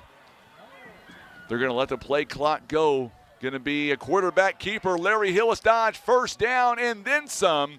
Jay Edmondson, yet again, he is poised. He may pick up 200 yards of rushing offense in this ball game, John. Oh, he's had an excellent game, you know, that last scoring drive when we really needed a big play. He stepped up and got that big play. And you can see now the Farmington kids a little bit down, hands on their hips, a little bit on their heels right now. I know how they feel when the Cubs lost it in the regular season. I was the same way. You've been moping around. I've been moping around. Can't get out of my basement for the last 2 weeks. Almost called in today, as a matter of fact. 1st and 10, Larry Hillis Dodge, 1st down. Logan Height buries his shoulder, and he's going to get to the 40-yard line. Number 1, Logan Height with the carry. Stopped by number 56, Luke Burkner. So there you go. Also on the play, number 66, Mason Probst. So Logan Height got to the 40-yard line. Coach Lewis loves what she's seeing right now. Carson Todd has 4 score records, John. Yeah, I knew it was a 2 bunch. individual and 2 relays. He's going to need a bigger letter jacket for all those patches and all that. Good job by the Mules. Going to bring up 3rd down and long as Edmondson with the quarterback keeper this time. Mules lead at 21-14. They're going to get it to the 41-yard line. 3rd down and 7. Mules on 3rd down so far tonight, 8 out of 12. Wouldn't mind seeing them convert this one coming up on the 5-minute mark now. And the Mules play clock is down to 15. They're going to let this thing run down as long as they can. Let's go, Mules fans. Let's get a big 1st down. What do you say, Johnny boy? Let's do it, Frankie. 3rd down and 7 to go. Edmondson back to pass. This one over the middle. Romeo Montour. Go score, big fella. 1 man to beat. And he'll be taken down near the 10-yard line inside the Baldwin Toyota red zone. Yeah. Oh, what a scoop. What a catch by Romeo Wantor. We said this during the half. If the Mules were going to be successful, they've got to get him going. Boy, have they ever. Oh, you know, Frankie, these kids have played a great game tonight, and I will also say that Coach John David Patillo has called an excellent game tonight. He has really I mean, he lulls them in with that run game, and that's been opened a couple times. Excellent play calling. That was 45 yards. Christy Todd. That's right, boys swim at home this Tuesday at 4 o'clock. Mules quickly back to the ground game again. Logan Height with the carry. Boy, I tell you what, the Mules right now, just when you think they're going to get it inside the 10-yard line, they're going to get this one down to about the 8-yard line, John.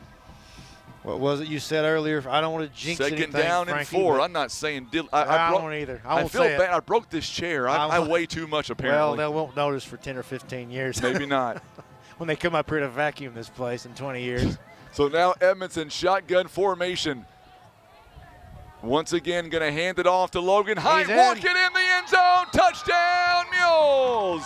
Good for Logan. He deserved that.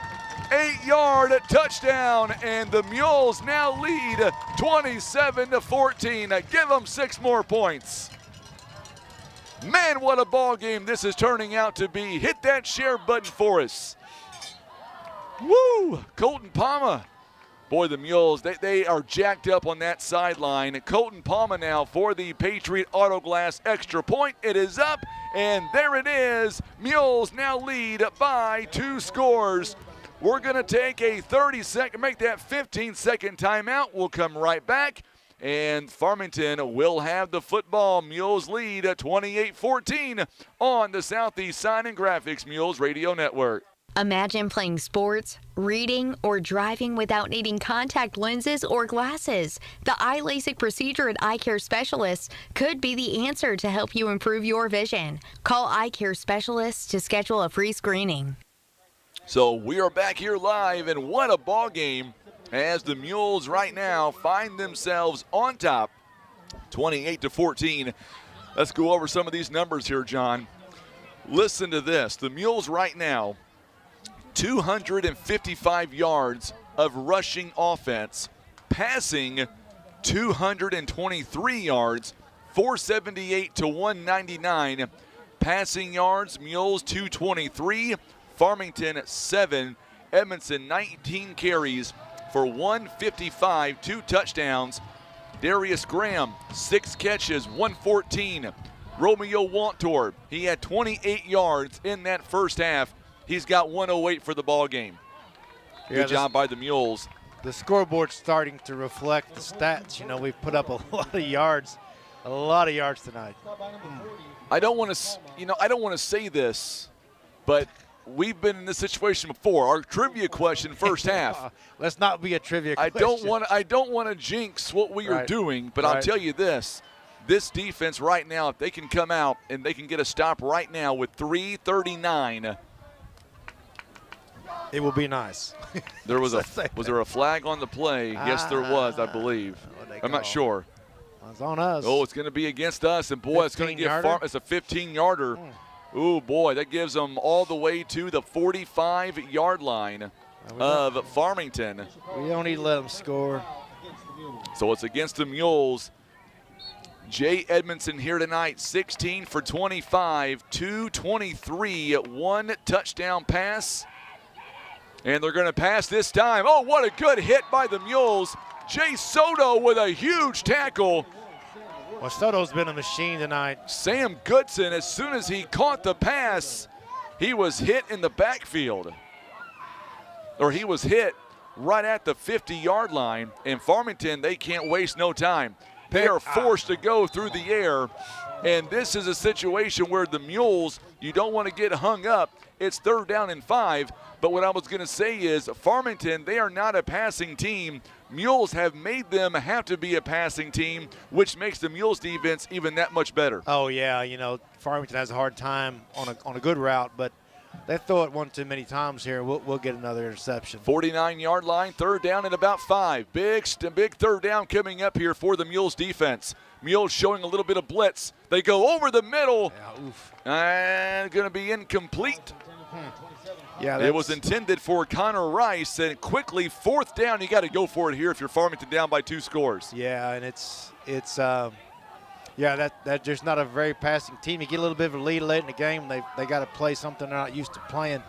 Different team second half, Farmington, than they were the first half, especially that second quarter. Mules are a different team in the second half than they were in the first quarter, or in the first half, rather. Yeah, we get this stop right here, we're in good business. Absolutely. TJ Neal says our defensive player of the game, Jay Soto. I will concur with that. They're going to go downfield. They've got a man there, Giuliani, and he makes the catch. Just like that. Just like that. Farmington is still in this ball game. Giuliani. He was open, I'll give him that. He was wide open, and they're going to get that one 25 yards all the way down to the 25. Farmington not wasting any time, and now the quarterback will get about 5 yards. Tinsley is going to get knocked down at about the 20, so give him 5 yards. Clock continues to run. 2:47 and counting. Mules up by 2 touchdowns. Farmington, they're getting serious now. The pink pads are coming off. Yeah, that's true. So now, quick pass. Oh, good miss there. Or Woodson, rather, is going to get inside the 15-yard line. So Sam Woodson is going to get the ball inside the 15 to the 13. A gain of 7 yards, rather. It is a first down. Boy, the Mules defense here, they want to try to win this game by 13. I'll tell you why in just a moment. Tinsley inside the pocket. Boy, that could be holding. You would think it was going to be holding, but no way. What a hit he puts on a Mules defender. Looked like Tinsley gets into the 5-yard line. Need a turnover, Frankie. Or the 4-yard line, rather. Keep that lead. 2 minutes to go here in the ball game. It'll be on the 3-yard line. And Farmington right now, you would think they would hustle up. Play clock starts. Coming up on the clock. Well, wait a minute, the play clock. Oh, I guess he got out of bounds. That's what it was. They're going to say he got out of bounds. Here I am trying to tick. That Farmington's pink flag there is still on the football field on the 30-yard line. A hazard. Tripping hazard. They're going to try to pass it, and it's an interception. Pick 6, baby. Yes, sir. The Mules with the interception. Dylan Hall still on his feet. Go, big fella. He is going to be taken down by Tinsley, and that has just sealed the deal. Oh, now we get a flag out. It's okay, though. One too many Dylan passes. Hall with a huge interception. You know, that's surprising, Frankie. They're on the 3. You know, they can run the ball right there. It was a floater out there. I thought he was going to be gone. Dylan Hall with a huge interception, and that should seal the deal with under 2 minutes to go. Dylan Hall, a big play of the night for him.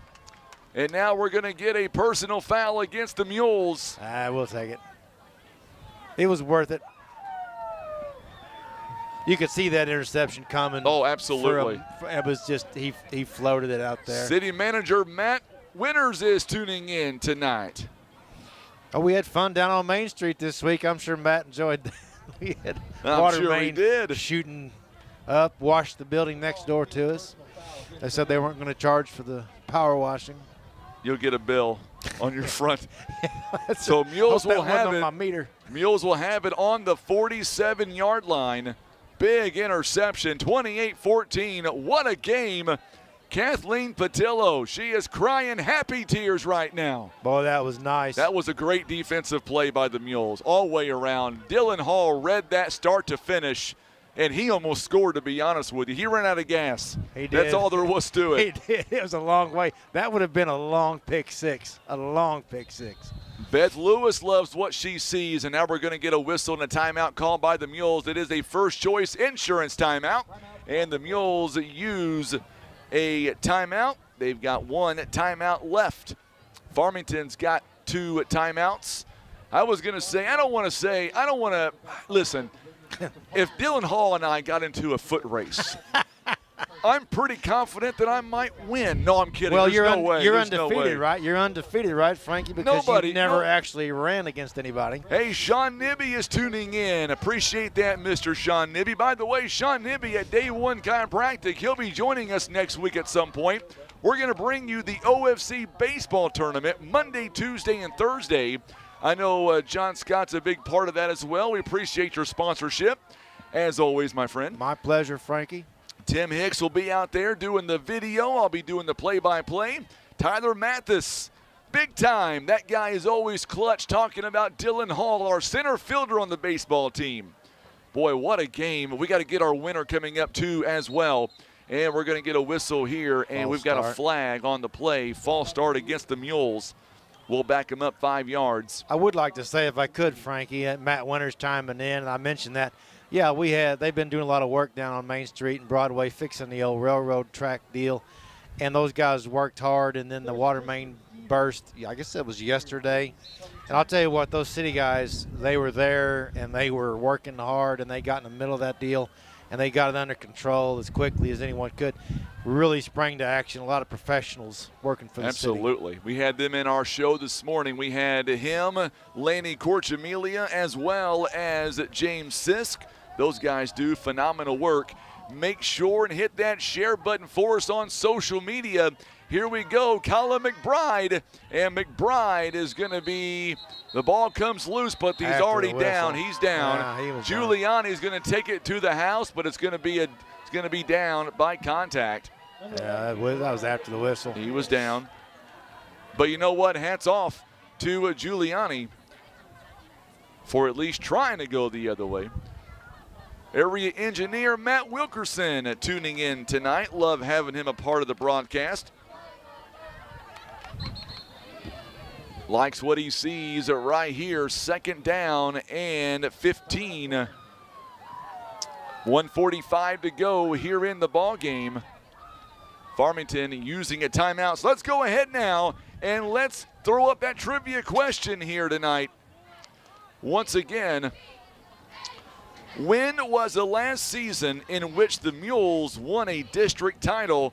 Presiding Commissioner Vince Lampe is tuning in. Boy, that guy does a lot of great work, and we should be talking about him more often as well. He does phenomenal work. So, do you have any guesses, John, on this before Tim puts the answer up? I do have a guess, Frankie. Go ahead and give me your guess. I think I might know this. I think it's B2000. All right, Tim, put the answer up, my friend. You would be correct. Now, do you know what teams we played to get that district title? Remember, it was different back in the day. I got no idea, Frankie. We went 3-0 in the district play. We beat Francis Howe 51-14, Vianney 35-14, and beat Jackson 27-16. Jay Edmondson again. He breaks away, and he's going to be close to a first down. He may have got it. I believe he did. Jay Edmondson to the 41-yard line. It is a Larry Hillis Dodge first down. Edmondson, a huge run. And Farmington is going to call the timeout with 1:39. 1:39. That was a huge run. Edmondson picks up 17 more yards. 1:39 to go. All the way on the 41-yard line. Farmington with no timeouts left. They've got no timeouts. Mules have 2 timeouts. Shamika Pounds is tuning in. Mules have done a great job. Jeff Darnell, boy, he was a great commissioner for Butler County back in his day as well. Yeah, good public administrator. Absolutely. Now like Jeff. Boy, the Mules.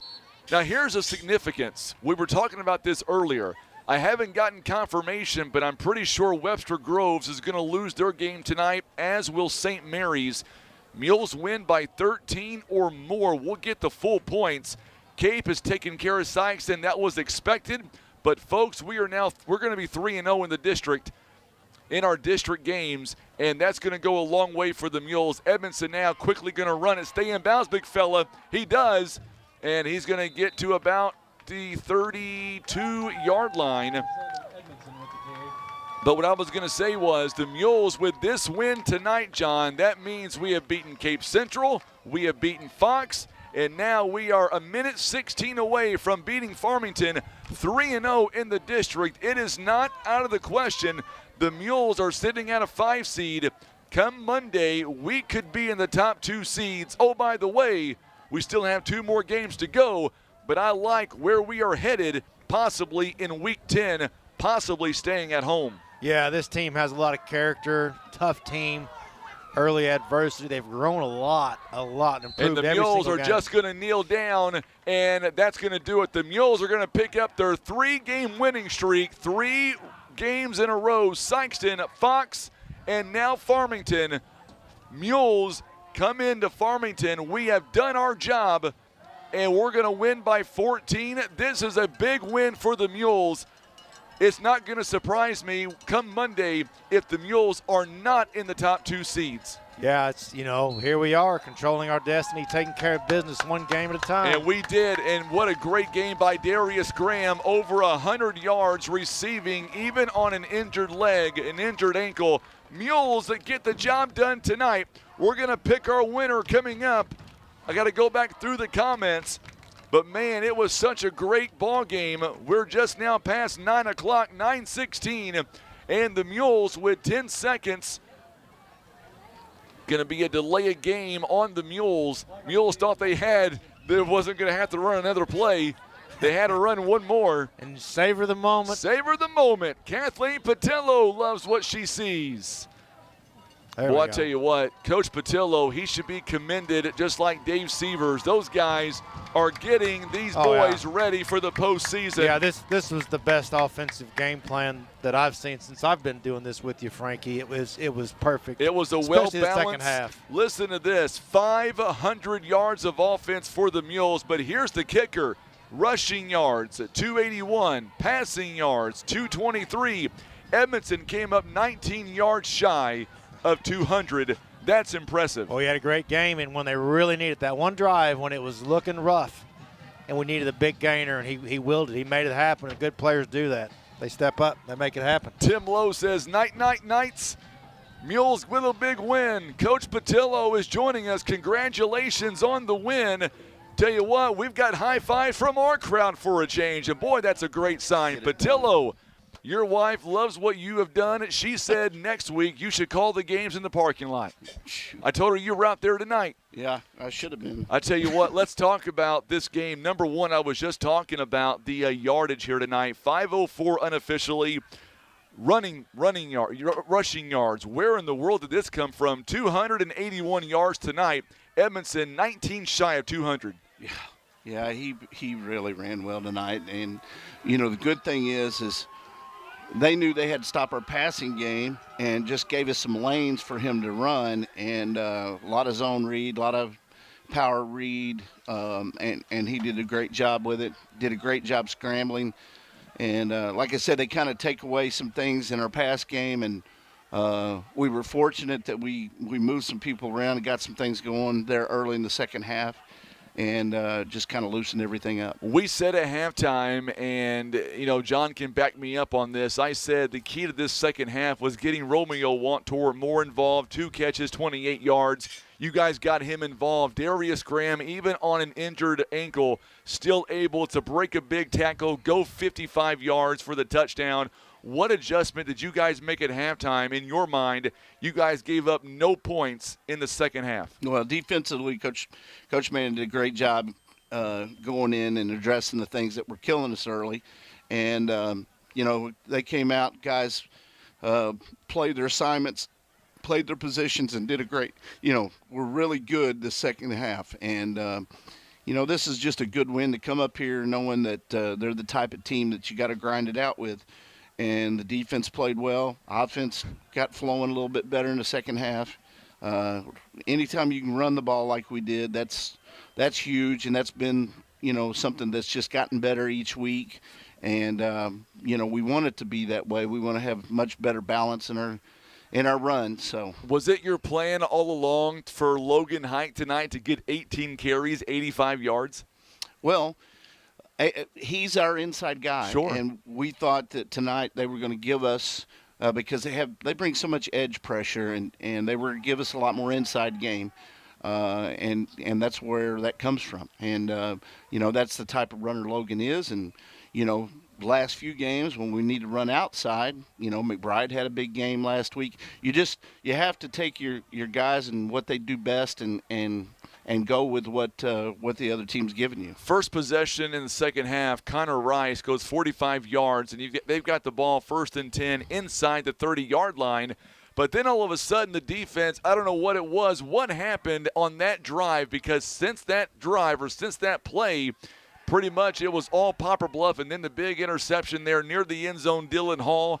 You got to be proud of that kid, our center fielder doing everything for you. You bet. The baseball kid came through. He did. But, I mean, what was it defensively? What happened on that play in the third quarter which kind of set everything off for the Mules? Well, the big thing is I think, like I said, we just got down to fundamentals and played our position, we weren't chasing things. And, you play option teams, and there's times that you can get yourself out of whack just a little bit. And our guys did a much better job of staying home, staying in their position.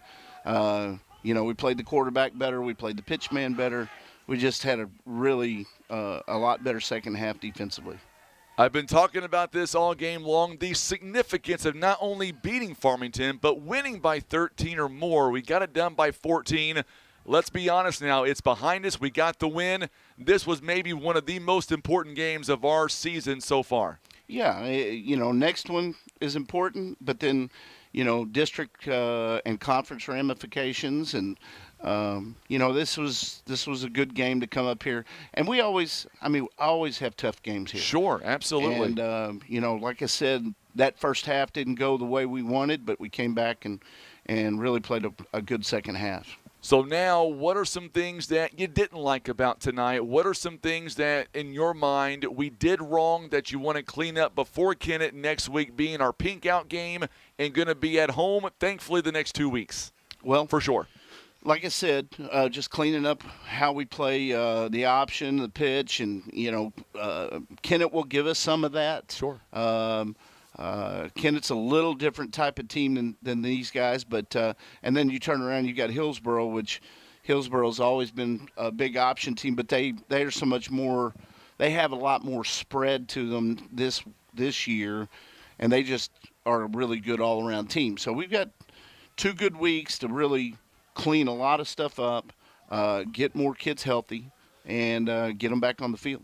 And for our loyal fans who traveled with you here tonight, watching us all over the country, back in Poplar Bluff on a cold night tonight in Farmington, what do you want to say to them, Coach? Well, just happy for you guys to be on the whatever you call it now. It's not on the radio anymore. But it's on the radio too. It's on the We're on the radio as well. But we're so fortunate that we get people a chance to watch us, especially when we're on the road. And this is a good game for those people to watch. Absolutely. There was just a lot of good things that happened tonight, and I'm really pleased with the kids. Well, Coach, thank you for the opportunity, and you guys played a phenomenal game tonight, over 500 yards of offense. You got to be proud of that number, and I'm looking for the next 2 games to be just as fun and big win, and it wouldn't surprise me. You may not want to talk about it, but it won't surprise me at all come Monday morning if we are not ending up in the top 2 seeds right now in our district. Yeah, I really haven't looked at it enough, but I have. I know unfortunately. there was some. Yeah, I know there's some chance there. The big thing is if we get a first round playoff game, that's going to be huge. It looks like we're probably going to be getting one of those, and we just need to really play well this next 2 weeks.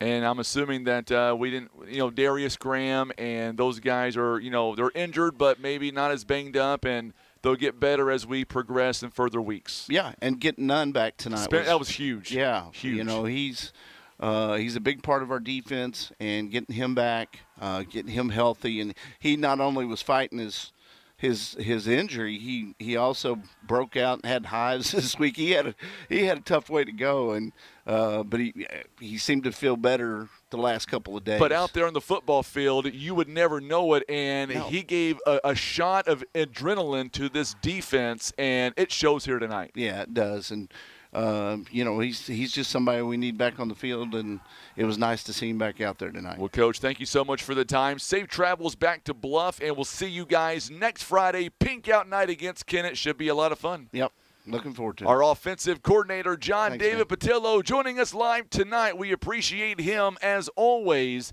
and a great play calling from him tonight as the Mules get it done at 28-14.